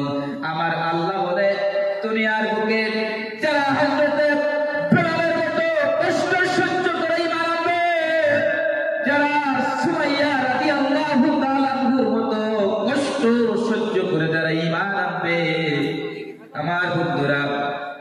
আমার বন্ধুরা আসিয়া রাদিয়াল্লাহু তাআলা আনহুর মতো যারা কষ্ট করে নির্যাতন সহ্য করে যারা ঈমান আনবে, আমার আল্লাহ বলেন জান্নাতের ভিতরে ওদের এত নিয়ামত দিব, ফালাহু আজরু, এত নিয়ামত আমি আল্লাহ রাব্বুল আলামিন দিব, যেই নিয়ামতগুলো তারা গণনা করে শেষ করতে পারবে না। প্রিয় ভাইরা, এই যে পৃথিবীতে আমরা বসবাস করি, এই পৃথিবীর জমিনে একটি স্পষ্ট কথা শুনে নেন, এই পৃথিবীর বুকে যদি আপনার টাকা না থাকে, আপনার এই জমিনে কোনো মূল্য নাই। এই পৃথিবীর জমিনে আপনার যদি সম্পদ না থাকে, আপনার যদি প্রপার্টি জমি জায়গা যদি না থাকে, আপনার কোনো মূল্য নাই, এক পয়সাও মূল্য নাই। আমার বন্ধুরা, এই পৃথিবীতে যদি আপনার ক্ষমতা না থাকে, তাহলে আমার বন্ধুরা আপনারও তেমন কোনো মূল্য নাই। আমার বন্ধুরা, এই পৃথিবীর নিয়ম আর নীতি হলো, আপনার কাছে যদি সম্পদ থাকে আর আপনার কাছে যদি ক্ষমতা থাকে, তাহলে এই পৃথিবীর জমিনে আপনি ভালোভাবে চলাফেরা করতে পারবেন। যারা বলেন ঠিক কি ঠিক না? ও বন্ধুরা, মাটির উপর জমিনের উপরে দুইটা জিনিস, দুইটা পাওয়ার দিয়ে আপনি জমিনের উপরে বিতরণ করেন। এক হলো সম্পদ, টাকা, ২ নম্বর হলো পাওয়ার।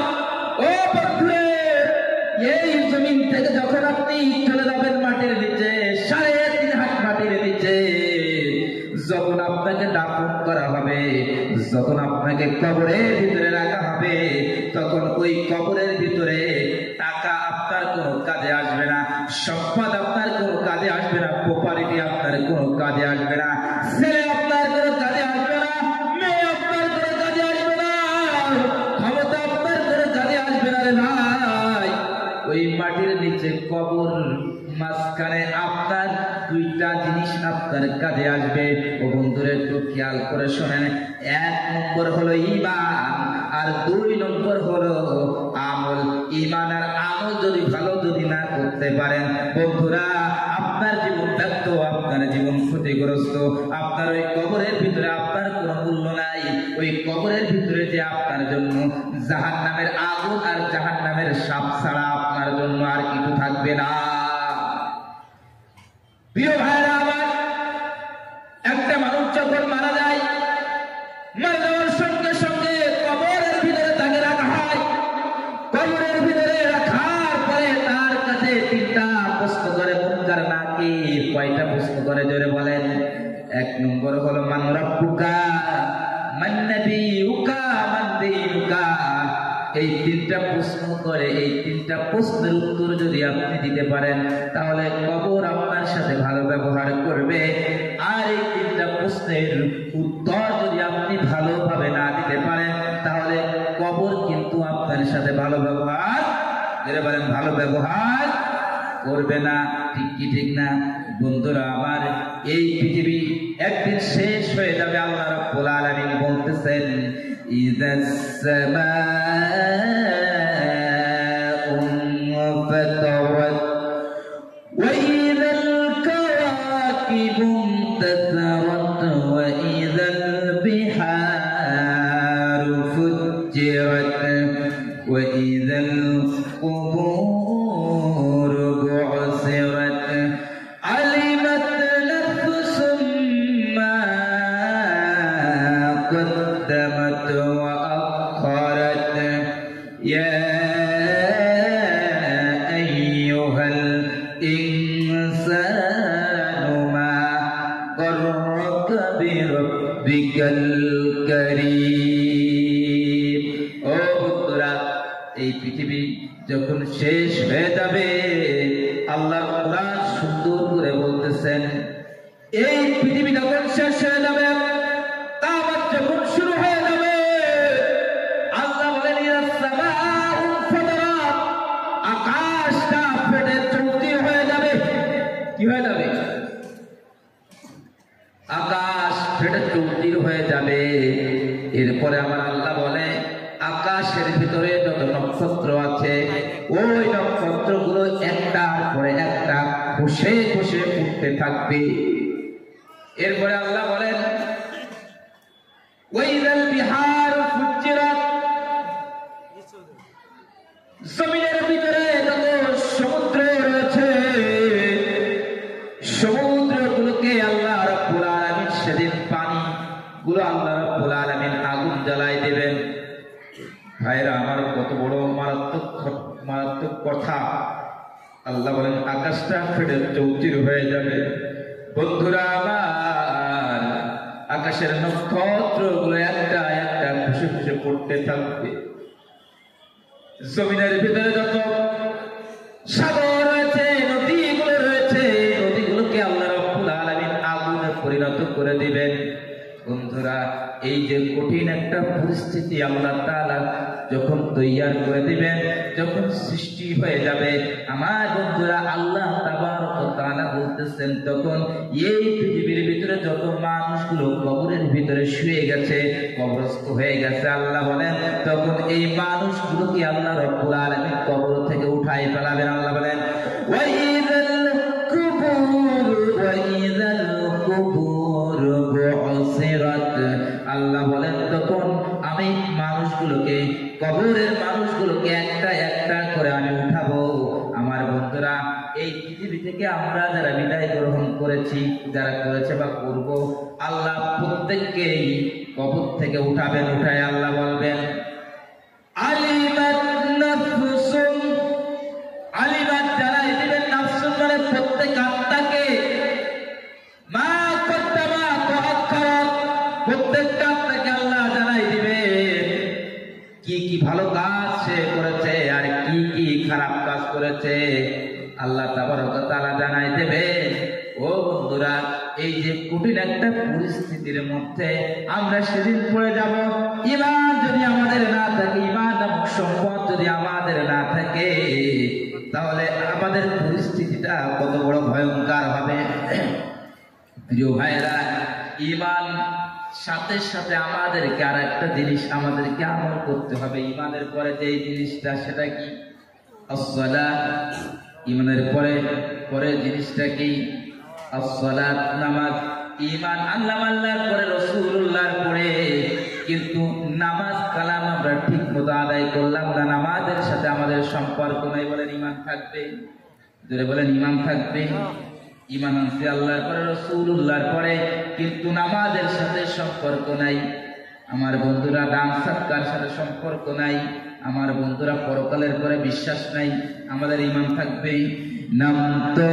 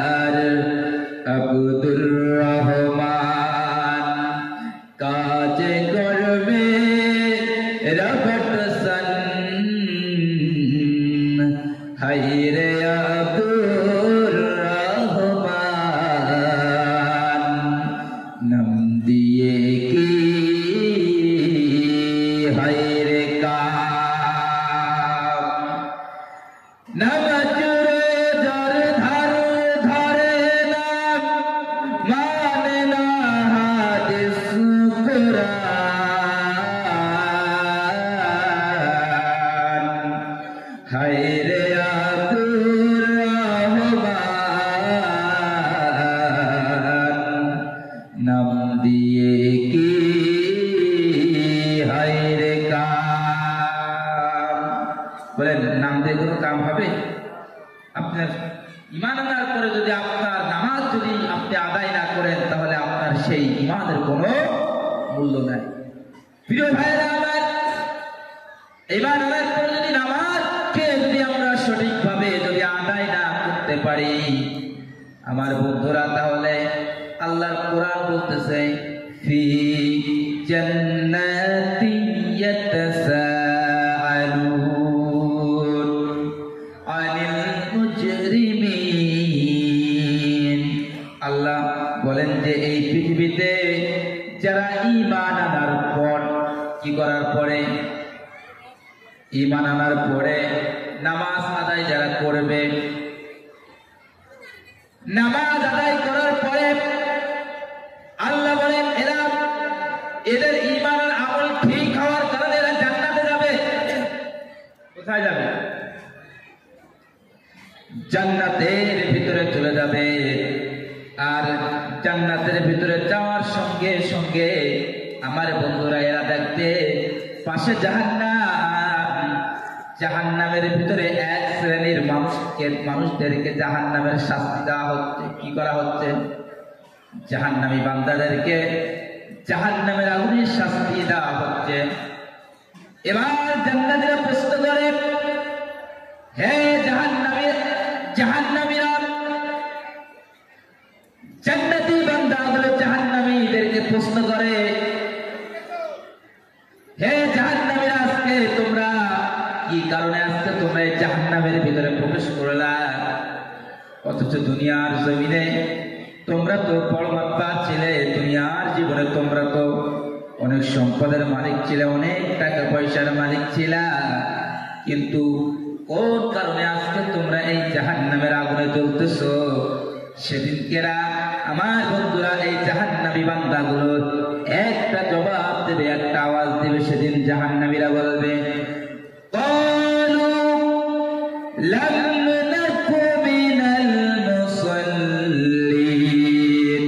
সেদিন জাহান্নামীরা একটা আওয়াজ দিবে, একটা জবাব দিবে।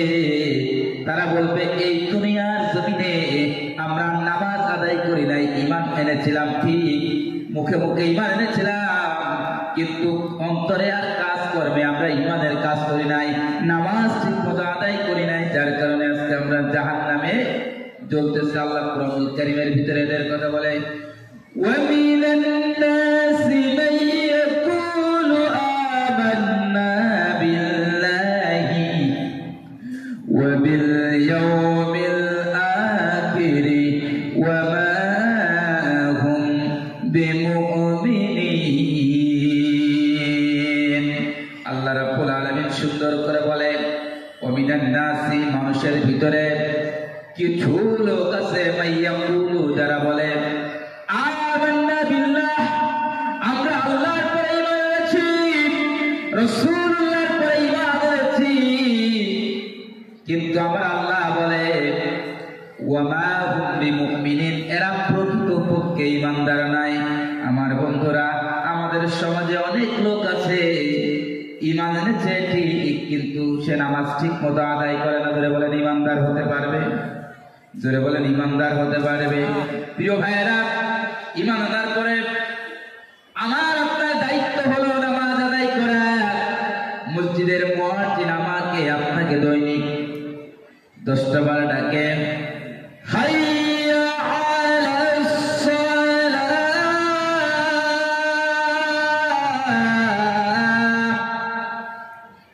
হাইয়া আলাস সালাহ।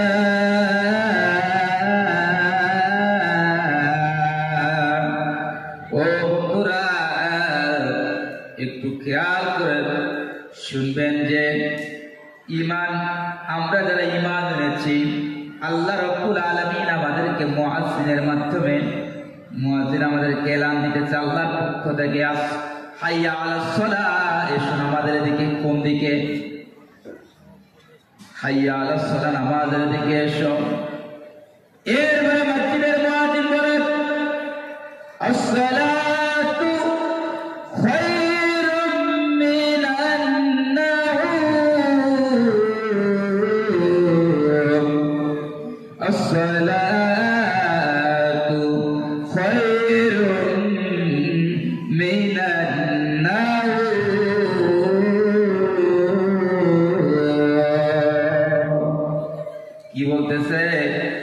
মসজিদের মুয়াজ্জিন বলতেছে, যারা ঈমান এনেছো আল্লাহর পরে রাসূলের পরে তোমরা শোনো, আসসালাতু নামাজ হলো খায়রুন উত্তম মিনান নাওম, ঘুম থেকে নামাজ উত্তম। আর আমি আপনি মনে করছি আজকে যারা নামাজ যারা আদায় করে না, তারা চিন্তা করে যে নামাজের চাইতে বড় হচ্ছে ঘুম, নামাজের চাইতে বড় ব্যবসা, নামাজের চাইতে বড় আমার বন্ধুরা ক্ষেত কামার, নামাজের চাইতে বড় ধরে বলেন ঘুরে বেড়ানো। তো ঠিক কি ঠিক না? আজকে অনেকে ভাবে কি ভাববে না, নামাজকে বলো না কাজ আছে,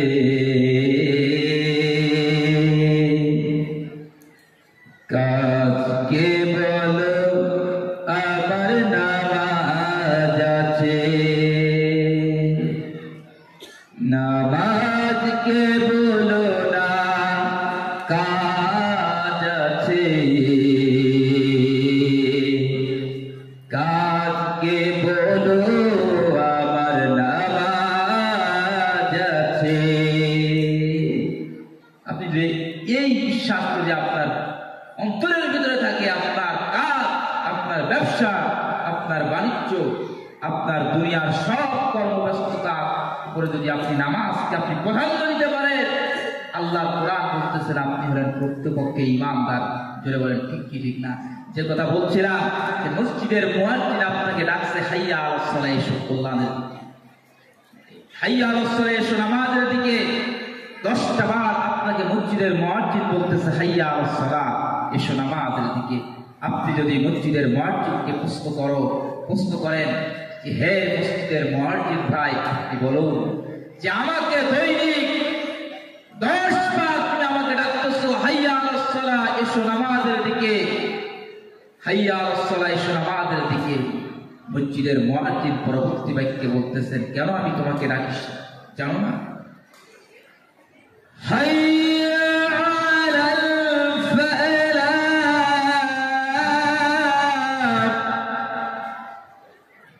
হাইয়া আলাল ফালাহ।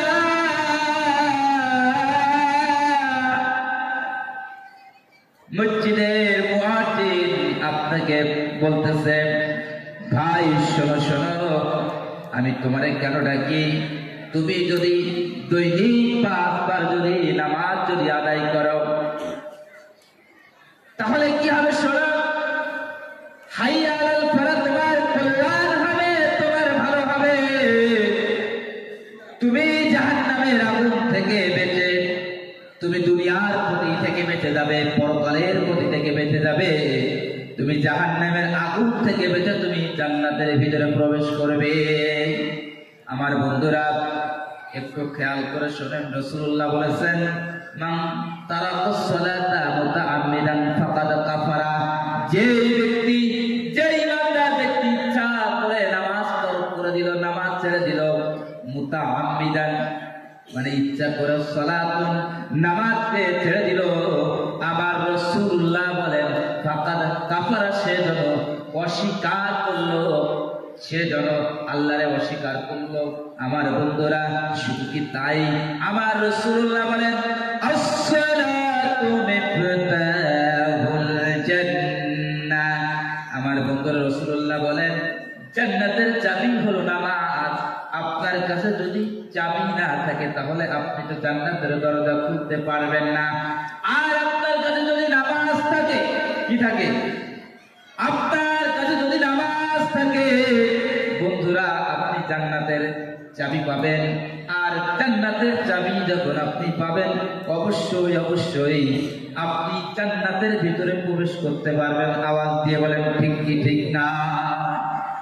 বন্ধুরা, প্রিয় বন্ধুরা আমার, আপনাদের সামনে আমি আরেকটি আয়াত কারীম তেলাওয়াত করেছিলাম কুরবান প্রথমে, সে সম্পর্কে কিছু কথা আমি আপনাদের সামনে বলতে চাই। চলুন আল্লাহ রাব্বুল আলামিন সূরা বানী ইসরাঈলের ভিতরে কি বলেন, সকলে জিকির করি, লা ইলাহা ইল্লাল্লাহ, লা ইলাহা ইল্লাল্লাহ, লা ইলাহা ইল্লাল্লাহ।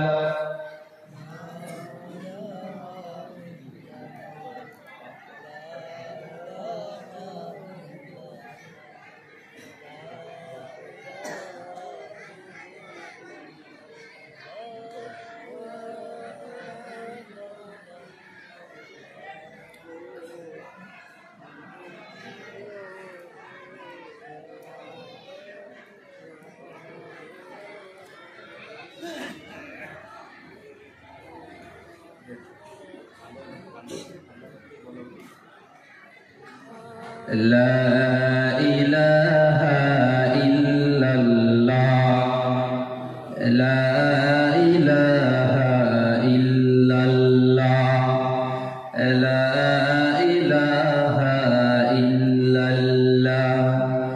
আসিয়া খেলিল প্রেমের খেলা,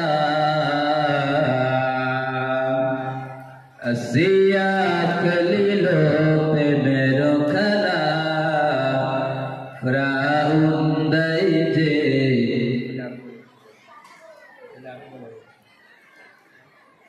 আসিয়া খেলিল প্রেমের খেলা, ফিরাউন দেয় যে ভীষণ জ্বালা। তবুও ছাড়ে না লা ইলাহা ইল্লাল্লাহ, লা ইলাহা ইল্লাল্লাহ। সবাই বলে করে লা ইলাহা ইল্লাল্লাহ, আল্লাহ আল্লাহ আল্লাহু আল্লাহ আল্লাহ আল্লাহু, লা ইলাহা ইল্লাল্লাহ, লা ইলাহা ইল্লাল্লাহু মুহাম্মাদুর রাসূলুল্লাহ সাল্লাল্লাহু আলাইহি ওয়াসাল্লাম। जो भाईरा আমার, মানুষ জলসায় যে বাজারের ঘাটে মানুষ সংখ্যা বেশি, অথচ কোরআনের বাগানে কোরআনের আলোচনা হচ্ছে, এখানে মানুষের সংখ্যা কম। আসলে থাকার কথা ছিল এখানে, কিন্তু হয়ে গেছে উল্টা। হয়ে গেছে কি উল্টা, লোক থাকার কথা ছিল এখানে, কিন্তু এখানে না থেকে মানুষ চলে গেছে বাজারে ঘাটে বিভিন্ন জায়গায়। কোরআনের সুর যদি লাগে হৃদয়, কোরআনের সুর যদি লাগে হৃদয়, বসে থাকা যায় কি গো, বসে থাকা যায়। কোরআনের ধ্বনি যদি লাগে হৃদয়, বসে থাকা যায় কি গো, বসে থাকা যায়। কোরআনের সুর, কোরআনের আওয়াজ যেখানে হবে, কোরআনের কথা সেখানে হবে, যেখানে হবে সেখানে ইমানদারেরা থাকবে, সেখানে আবু বকর রাদিয়াল্লাহু আনহু থাকবে। কারণ হলো আল্লাহ কোরআন বলতেছে, ইন্নামাল মুমিনুনা আল্লাযীনা ইযা যুকিরাল্লাহু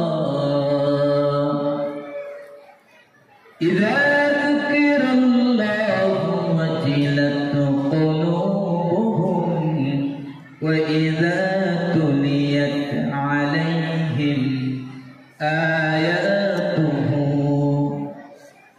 زادتهم إيمانا وعلى ربهم يتوكلون। প্রিয়বাসী, আল্লাহর কোরআন বলে ইমানদার হলো তারা, ইমানদার হবে প্রকৃতপক্ষে তারা, ইযা যুকিরাল্লাহ, যখন তাদের সামনে আল্লাহর নাম স্মরণ করা হবে। কার নাম? আল্লাহ ইজ অলমাইটি, আল্লাহর নাম স্মরণ করা হবে। আল্লাহ রাব্বুল আলামিন বলেন, তখন আমার ওই সকল মুমিন বান্দার হৃদয়গুলো কি হবে জানেন? আল্লাহ বলেন, ওয়াজিলাত কুলুবুহুম, তখন তাদের অন্তরটা ভয়ে কেঁপে উঠবে।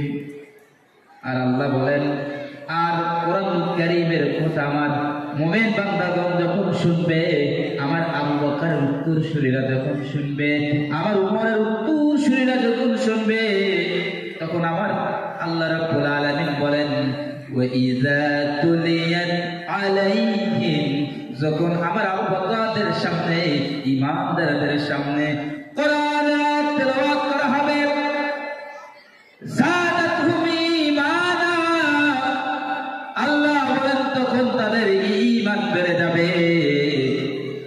আর ঈমান যখন বেড়ে যাবে, আল্লাহ বলেন, ওয়া আলা রাব্বিহিম ইয়াতাওয়াক্কালুন,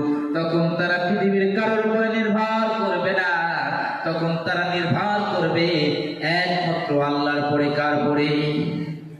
আমার বন্ধুরা, আল্লাহর পরে।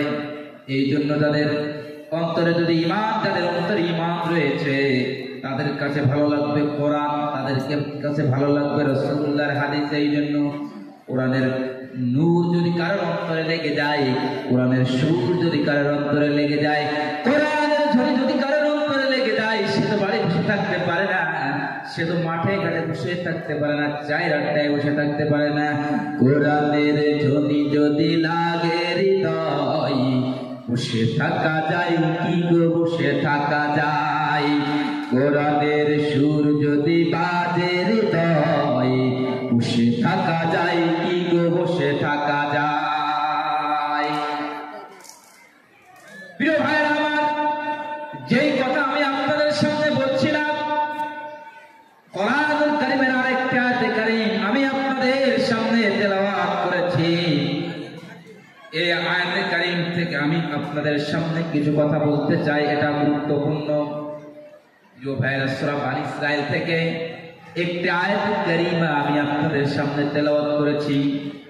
আমার বন্ধুরা, দুনিয়ার ক্ষতি থেকে যদি বাঁচতে চান, পরকালের ক্ষতি থেকে বাঁচতে চান, ঈমান আনতে হবে, আল্লাহর পরে নামাজ কায়েম করতে হবে। নামাজ কায়েমের সঙ্গে সঙ্গে আর একটা ভালো কাজ আছে। কি আছে? আর একটা ভালো কাজ আছে। রাসূলুল্লাহকে প্রশ্ন করা হলো, ইয়া রাসূলুল্লাহ, ইয়া হাবিবাল্লাহ, আমি তো ঈমান এনেছি আল্লাহর পরে এবং রাসূলুল্লাহর পরে ঈমান এনেছি, এরপরে ভালো কাজটা কি? রাসূলুল্লাহ সাল্লাল্লাহু আলাইহি ওয়াসাল্লাম বললেন, তারপরে ভালো কাজ হলো নামাজ আদায় করা। এরপরে রাসূলুল্লাহ বললেন, ইয়া রাসূল, রাসূলের সাহাবী বলল, ইয়া রাসূলুল্লাহ, ইয়া হাবিবাল্লাহ, তারপরে ভালো কাজটা কি? রাসূলুল্লাহ বললেন, হে আমার সাহাবীরা, তারপরে ভালো কাজ হলো পিতামাতার খেদমত করা। ওয়াবিল ওয়ালিদাইনি ইহসানা, পিতামাতার সাথে ভালো ব্যবহার করা। প্রিয় ভাইয়েরা আমার, আল্লাহ রাব্বুল আলামিন কোরআন পাকের ভিতরে এই পিতামাতার সাথে ভালো ব্যবহার করার জন্য উদ্বুদ্ধ করেছেন, ভালো ব্যবহার করার জন্য তাকিদ দিয়েছেন, নির্দেশ দিয়েছেন।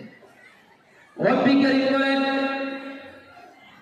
ওয়াক্কাদা রাব্বুকা আল্লা তা'বুদু ইল্লা ইয়্যাহু ওয়া বিল ওয়ালিদাইনি ইহসানা।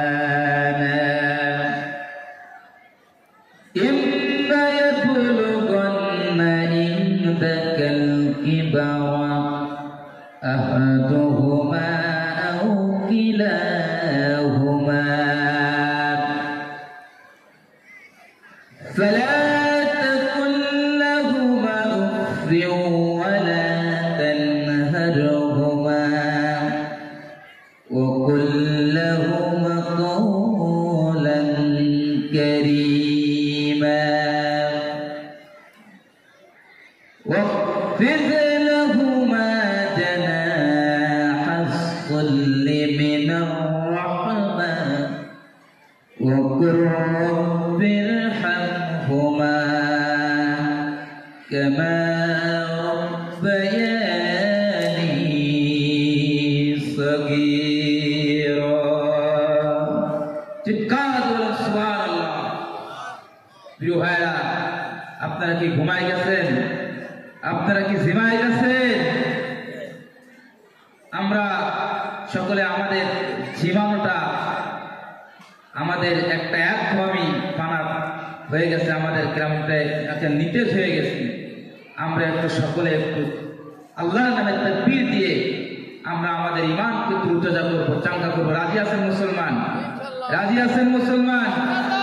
সকলে একটু বলি, নারায়ে তাকবীর, নারায়ে তাকবীর, নারায়ে তাকবীর। মাসলাকে ফুরফুরা, দাদা হুজুর জিন্দাবাদ। মাসলাকে ফুরফুরা, নারায়ে তাকবীর, নারায়ে তাকবীর।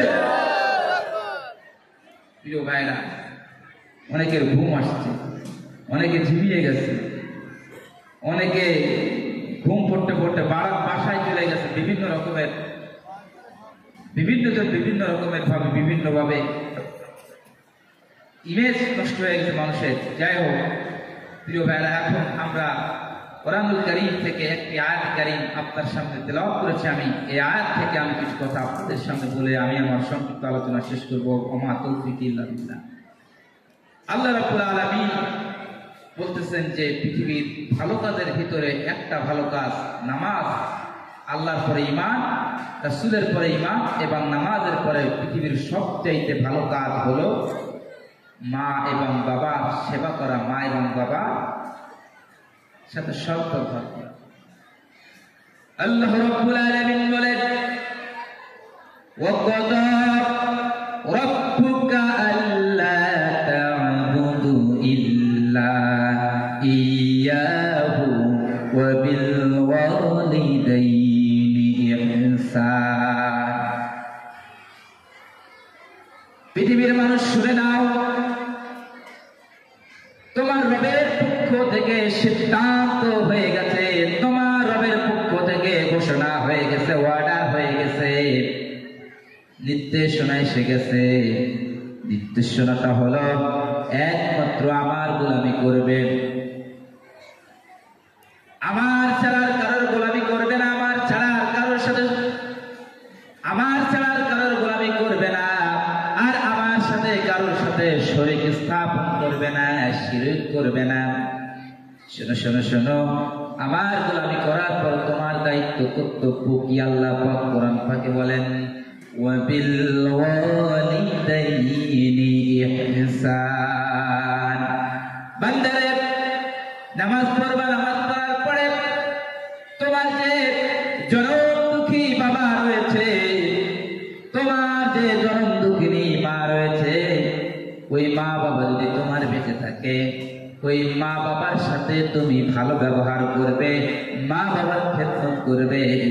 প্রিয় বাগমারাবাসী, আপনি যদি প্রশ্ন করেন কোরআনকে, কোরআন তুমি বলে দাও আমি আমার বাবা এবং আমার মায়ের খেদমত কখন করব? আমার বন্ধুরা, প্রিয় বাগমারাবাসী, আল্লাহর কোরআন স্পষ্ট করে সুন্দর করে আপনাকে জানায় দেয় কেমন কোন সময় তুমি তোমার পিতা মাতার খেদমত করবে। শোনো, ইম্মা ইয়াবলুগান্না ইনদাকাল কিবারা আহাদুহুমা, তোমার পিতা অথবা মা দুইজনের একজন, তোমার পিতা অথবা মা একজন অথবা উভয়জন, এরা যদি বার্ধক্যে উপনীত হয়ে যায়, এরা যদি বৃদ্ধ হয়ে যায়, আমার আল্লাহ বলেন তখন তুমি এই পিতা মাতার সাথে, আল্লাহর কোরআন বলে ফালা তাকুল লাহুমা উফফিন, তুমি তোমার ওই পিতা মাতার সাথে তুমি উফ শব্দ উচ্চারণ করবে না। পিতা মাতার সাথে আমার আল্লাহ বলেন ওয়ালা তানহারহুমা, তুমি ওই পিতা মাতার সাথে তুমি ধমক দিয়ে তুমি কথা বলবে না। ঘোষণা কার? ঘোষণা কার? ঘোষণা কি আল্লাহ না মোল্লা? ঘোষণা আল্লাহ না মোল্লা? ঘোষণা আল্লাহ। আল্লাহ বলেন তোমার বাবা বৃদ্ধ হয়ে গেছে, তোমার মা বৃদ্ধ হয়ে গেছে, চলতে পারে না, হাঁটতে পারে না, তোমার মা একেবারে অজ্ঞ হয়ে গেছে, অচল হয়ে গেছে। ওই মা তোমার সাথে তার বয়সের ভারসাম্যতা রক্ষা না করার জন্য বিভিন্ন রকমের কথা বলতে পারে, তোমাকে নানান রকমের প্রশ্ন করতে পারে, তোমার কাছে নানান রকমের আবদার করতে পারে। আমার আল্লাহ বলে ওই সময় তোমার বাবা মাকে তুমি উফ শব্দ উচ্চারণ করো না, উফ শব্দ পর্যন্ত তুমি তোমার পিতা মাতাকে বলো না। প্রিয় ভাইরা আমার, একটু খেয়াল করে, আমরা যখন ছোট্ট ছিলাম, ছোট্ট অবস্থায় পিতা মাতাকে কতটা কষ্ট দিয়েছি। ও বন্ধুরে, আমি আপনি পিতা মাতাকে কত না কষ্ট দিয়েছি এই পৃথিবীর মুখ দেখার জন্য, দেখানোর জন্য। আপনার মা আপনাকে কতটা কষ্ট করে এই পৃথিবীর বুকে পৃথিবীর মুখ দেখানোর জন্য গর্ভধারণ করেছেন। আল্লাহর কোরআন বলেন ওয়াহনান আলা ওয়াহনিন, তোমার মা কষ্টের পরে কষ্ট করে গর্ভধারণ করেছে, তোমাকে পেটে রেখেছে। ও না ফরমান ছেলে, ও না ফরমান মেয়ে, ও না ফরমান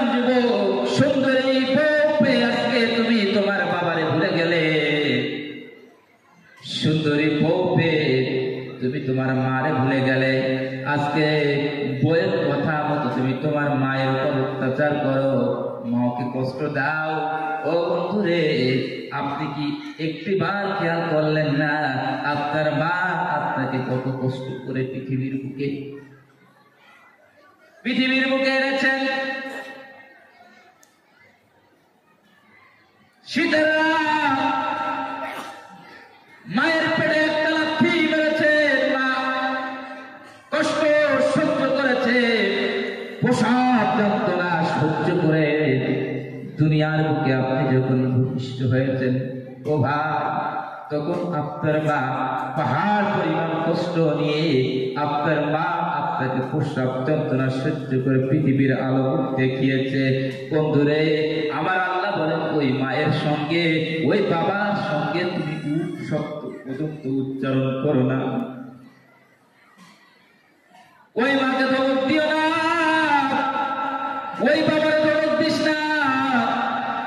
আমার আল্লাহ বলে, বান্দা, মার সঙ্গে কেমন আচরণ করতে হবে, বাবার সঙ্গে কেমন আচরণ করতে হবে শোনো। আমার আল্লাহ আমাদেরকে শিখাই দিচ্ছেন,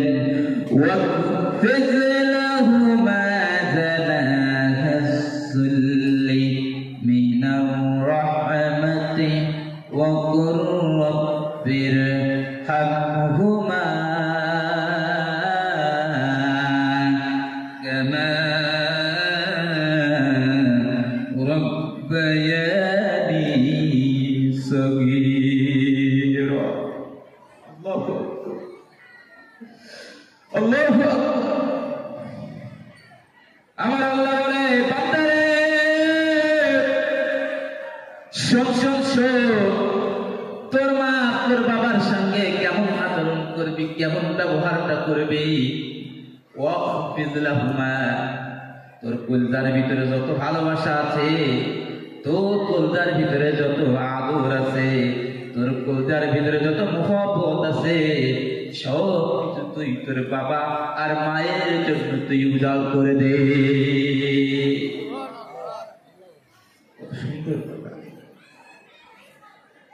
আর সেই বাবা মায়ের মাকে আমরা সে বৃদ্ধাশ্রমে রেখে আসি, সেই বাবা মাকে আমরা সহ্য করতে পারি না। ঠিক কি ঠিক না? যেটা বলেন ঠিক কি ঠিক না? ছেলে যখন মস্ত বড় অফিসার হয়ে যায়, ছেলে যখন সুটাম দেহর যুবক হয়ে যায়, ছেলে যখন কোটি কোটি টাকার মালিক হয়ে যায়, তখন তার কাছে আপন হয় বন্ধু বান্ধব, তার কাছে আপন হয় শ্বশুর শাশুড়ি, আর পর হয় জনম দুঃখী বাবা আর জনম দুঃখী মা। আওয়াজ দিয়ে বলেন ঠিক কি ঠিক না? অথচ আল্লাহ বলেন, তোর কলজার ভিতরে, তোর অন্তরের ভিতরে যত ভালোবাসা, যত মহব্বত আছে, সব কিছু উজাড় করে দে তোর বাপ এবং তোর মায়ের জন্য। চিৎকার দেবেন সুবহানাল্লাহ। শুধু কি তাই? এরপরে রব্বে কারীম বলে, বান্দা শোন শোন শোন, তোর বাবা আর তোর মা যখন ইন্তেকাল করবে, যখন জানাজার নামাজ, জানাজা দিয়ে যখন কাফন দিয়া তোর বাপরে আর তোর মারে যখন ওই বাঁশ বাগানের নিচে যখন রেখে আসবি, তখন ওই বাপ মাকে যখন তোরা ভুলে যাস না, ওই বাবা মায়ের জন্য তোরা আল্লাহর কাছে দোয়া করবি। এই বলে আল্লাহ আমাদেরকে দোয়াটা শিখাই দিল, ও কুররাব্বির হামহুমা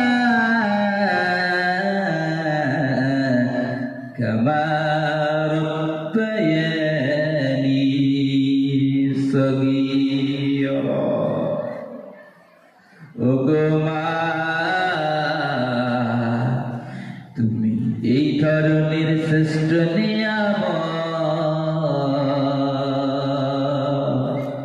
ও গো মা,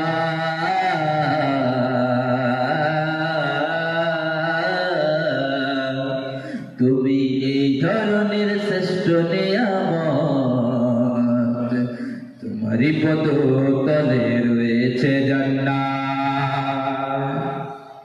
এই পৃথিবী থাকতো ফলে ফলহীন, যদি না হতো মায়ের। বন্ধুরা, তাহলে যেই কথা বলছিলাম, এই পৃথিবীর আলো বাতাস আর এই পৃথিবীর সুন্দর রূপ আর এই পৃথিবীর এই যে সুন্দর দৃশ্যগুলো, আজকে পৃথিবীর আলো বাতাস থেকে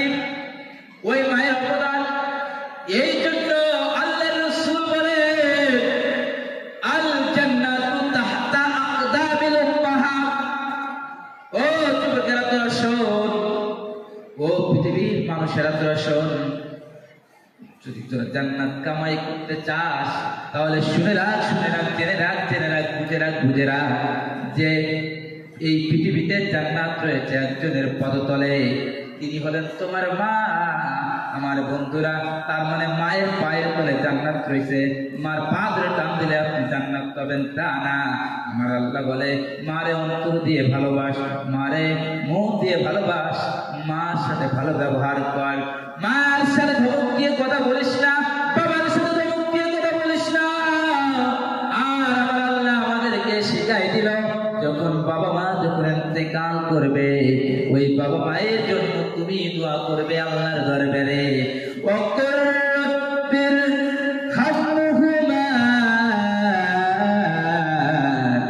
কামা রব্বায়ানি সগীরা। আল্লাহ, তুমি আমার মায়ের প্রতি, তুমি আমার বাবার প্রতি ইহসান করো, আমার বাবার প্রতি দরদ দেখাও, আমার বাবার প্রতি তুমি সৎ ব্যবহার করো। রব্বে কারীম যেভাবে দুনিয়ার প্রতি আমাকে পরম স্নেহ দিয়ে লালন পালন করেছে, আল্লাহ আমার বাবা মাকে তুমি সেইভাবে পরম স্নেহ দিয়ে আল্লাহ কবরের ভিতরে রাখো। প্রিয় ভাইরা আমার, একটু খেয়াল করেন বাবা মায়ের দাম কেমন। পিতার চেয়ে মায়ের দাম বেশি। কার দাম বেশি? পিতার চেয়ে মার দাম অনেক বেশি। রাসূলুল্লাহর কাছে এক সাহাবী প্রশ্ন করলো, আন আবি হুরায়রা রাদিয়াল্লাহু তাআলা আনহু, মান আহাক্কা বিহুসনিস সাহাবাতি ইয়া রাসূলুল্লাহ। আল্লাহ রাসূলকে প্রশ্ন করলো, ইয়া রাসূলুল্লাহ, ইয়া হাবিবাল্লাহ, আপনি বলুন সবচাইতে ভালো ব্যবহার করব কার সঙ্গে? ভালো ব্যবহার পাওয়ার অধিকার কে, উপযুক্ত কে? আমার রাসূলুল্লাহ বললেন, উম্মুক, তোমার মা, তোমার মায়ের সাথে তুমি ভালো ব্যবহার করো। এরপরে রাসূলুল্লাহ সাহাবী প্রশ্ন করলো, ইয়া রাসূলুল্লাহ, ইয়া হাবিবাল্লাহ, আপনি আবার আমাকে বলুন এরপরে কে? সুম্মামান, এরপরে কে? কার সাথে ভালো ব্যবহার করব? আমার রাসূল বলল, উম্মুক, তোমার মায়ের সঙ্গে। এরপরে রাসূলের কাছে আবার প্রশ্ন করা হলো, ইয়া রাসূলুল্লাহ, ইয়া হাবিবাল্লাহ, এরপরে কার সাথে ভালো ব্যবহার করব? রাসূলুল্লাহ বলল, তোমার মায়ের সাথে ভালো ব্যবহার করো। এরপরে রাসূলকে আবার প্রশ্ন করা হলো, ইয়া রাসূলুল্লাহ, ইয়া হাবিবাল্লাহ, এরপরে কার সাথে ভালো ব্যবহার করব? আমার নবী বলল, তোমার পিতার সাথে। কার সঙ্গে? তোমার পিতার সঙ্গে। তাহলে হাদিসের ভিতরে রাসূল বললেন, উম্মুক, উম্মুক, উম্মুক, মার কথা 3 বার বলেছেন, আর 1 বার বলেছেন বাবার কথা। কার কথা? কারণ হলো মা দীর্ঘ 9 মাস কষ্ট করে গর্ভধারণ করেছে, 2 বছর ধরে দুগ্ধ পান করিয়েছে। শুধু কি তাই, 3 নম্বর হলো একটি সন্তানকে পৃথিবীর বুকে ভূমিষ্ঠ করানোর জন্য যত কষ্ট, যন্ত্রণা, বেদনা, প্রসাব করার সময়, সন্তান ভূমিষ্ঠ হওয়ার সময় মা পাহাড় পরিমাণ কষ্ট নিয়ে আমার বন্ধুরা সন্তানটাকে ভূমিষ্ঠ করাইছে। তাহলে 3টা জায়গায় মা কষ্ট করেছে, কি করেন নাই? যেটা বলেন, গর্ভধারণ, দুগ্ধপান আর প্রস্রাব বেদনা, 3টা কষ্ট সহ্য করেছেন মা। এই জন্য আল্লাহর রাসূল মায়ের কথা 3 বার বলেছে। মায়ের সাথে ভালো ব্যবহার করার কথা বলেছে। কার সঙ্গে? মায়ের সঙ্গে। ও আমার প্রিয় বাগমারাবাসী, আপনি যতই নামাজ আদায় করেন, আপনি যতই তাহাজ্জুদের নামাজ আদায় করেন, যতই ভালো কাজ করেন না কেন, আপনি যদি মায়ের সাথে যদি ভালো ব্যবহার না করতে পারেন, আর বাবার সঙ্গে যদি ভালো ব্যবহার না করতে পারেন, আমার রাসূলুল্লাহ বলতেছেন সে কখনো জান্নাতে প্রবেশ করতে পারবে না। আমার বন্ধুরা, আমার নবীর প্রিয় সাহাবী নাম হলো আলকামা রাদিয়াল্লাহু তাআলা। নাম কি? আলকামা রাদিয়াল্লাহু আনহু একজন ভালো সাহাবী ছিলেন, একজন নামাজি ছিলেন। অনেক ইবাদত করতেন, অনেক নামাজ আদায় করতেন, নফল নামাজ আদায় হযরতে আলকামা রাদিয়াল্লাহু তাআলা যখন মৃত্যুবরণ করবেন, যখন মৃত্যুর সময় যখন আলকামা রাদিয়াল্লাহু আনহু নিয়ে আসলো, আমার রাসূলুল্লাহ আলকামার কাছে গিয়ে বলল, আলকামা কালেমার তালকিন পড়ো, কালেমায়ে শাহাদাত পড়ো, আশহাদু আল্লা ইলাহা ইল্লাল্লাহু মুহাম্মাদুর রাসূলুল্লাহ সাল্লাল্লাহু আলাইহি ওয়াসাল্লাম। প্রিয় ভাইরা আমার, আলকামার জবান থেকে কালেমা তাইয়্যিবা লা ইলাহা ইল্লাল্লাহ মুহাম্মাদুর রাসূলুল্লাহ কালেমার তালকিন বের হচ্ছে না। আমার বন্ধুরা, আমার রাসূল সাহাবীদেরকে বলল, হে আমার সাহাবীরা, আলকামার বাড়ি চলে যাও আর আলকামার বাড়ি গিয়ে খোঁজ নিয়ে আসো যে আলকামার সমস্যাটা কোথায়, আলকামার কেন কালেমায়ে শাহাদাত পড়তে পারছে না। খোঁজ নিয়ে জানা গেল হযরতে আলকামা রাদিয়াল্লাহু আনহু মায়ের চাইতে স্ত্রীকে প্রাধান্য বেশি দিতেন। এই জন্য আলকামার মা আলকামা রাদিয়াল্লাহু তাআলা আনহুর পরে খুবই অসন্তুষ্ট ছিলেন। আলকামা রাদিয়াল্লাহু তাআলা আনহু স্ত্রীকে প্রাধান্য দিতেন আর মাকে প্রাধান্য দিতেন না, এই জন্য মা তারপরে অসন্তুষ্ট ছিল। এবার আলকামা রাদিয়াল্লাহু আনহু মাকে রাসূলুল্লাহ সাল্লাল্লাহু আলাইহি সাল্লাম বললেন যে আপনি আলকামাকে মাফ করে দেন। আলকামার মা বললেন, না, আমি মাফ করতে পারবো না। এবার রাসূলুল্লাহ সাল্লাল্লাহু আলাইহি সাল্লাম কিছু কাঠ সংগ্রহ করতে বললেন। কাঠ সংগ্রহ করে যখন আগুন দিয়ে যখন আলকামাকে জ্বালিয়ে দিবেন, তখন আলকামার মায়ের মনের ভিতরে দরদ ফুলায় উঠল। বলল, ইয়া রাসূলুল্লাহ, ইয়া হাবিবাল্লাহ, আমার আলকামাকে আগুন দিয়ে পোড়ানো লাগবে না, আমি আমার আলকামাকে ক্ষমা করে দিলাম। সঙ্গে সঙ্গে আলকামার জবান থেকে বের হয়ে গেল, আশহাদু আল্লা ইলাহা ইল্লাল্লাহু মুহাম্মাদুর রাসূলুল্লাহ। প্রিয় ভাইরা, মা যদি অসন্তুষ্ট হয়, বাবা যদি অসন্তুষ্ট হয়, যতই নামাজ আপনি আদায় করেন না কেন, যতই ভালো কাজ করেন না কেন, ওটা আমার আল্লাহ দরবারে গ্রান্টেড হবে না, কবুল হবে না। এই জন্য দুনিয়ার প্রতি থেকে যদি বাঁচতে চান আর পরকালের প্রতি থেকে বাঁচতে চান, তাহলে নামাজের সঙ্গে সঙ্গে বাবা এবং মায়ের সাথে আপনাকে ভালো ব্যবহার করতে হবে।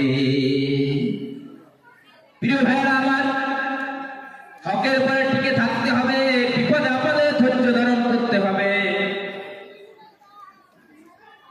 বিপদে আপদে ধৈর্য ধারণ করতে হবে।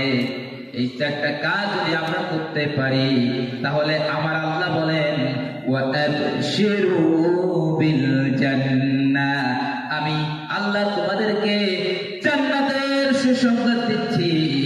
আর আল্লাতী কুনতুম তুআদুন, যে জান্নাতের ওয়াদা আমি আল্লাহ তোমাদের সাথে করেছি। প্রিয় ভাইরা আমার, এখানে আমরা যারা বসে আছি, দুনিয়াতে আমরা যতদিন বাঁচবো, ঈমান তো আমরা এনেছি, চলো বলেন ঠিক কি ঠিক না? আমরা ঈমান এনেছি কিনা? কারা কারা আল্লাহর উপরে ঈমান এনেছি? দুই হাত তুলে আল্লাহকে দেখায়। আমরা আল্লাহর উপরে ঈমান এনেছি। ঈমান আনার সঙ্গে সঙ্গে আমার আপনার দায়িত্ব কর্তব্য হলো নামাজ, নামাজ, সালাত, সালাত। নামাজ যদি ঠিক হয়ে যায়, জান্নাতের চাবি ঠিক হয়ে যাবে। আর জান্নাতের চাবি ঠিক হয়ে গেলে আমরা জান্নাতে প্রবেশ করতে পারবো।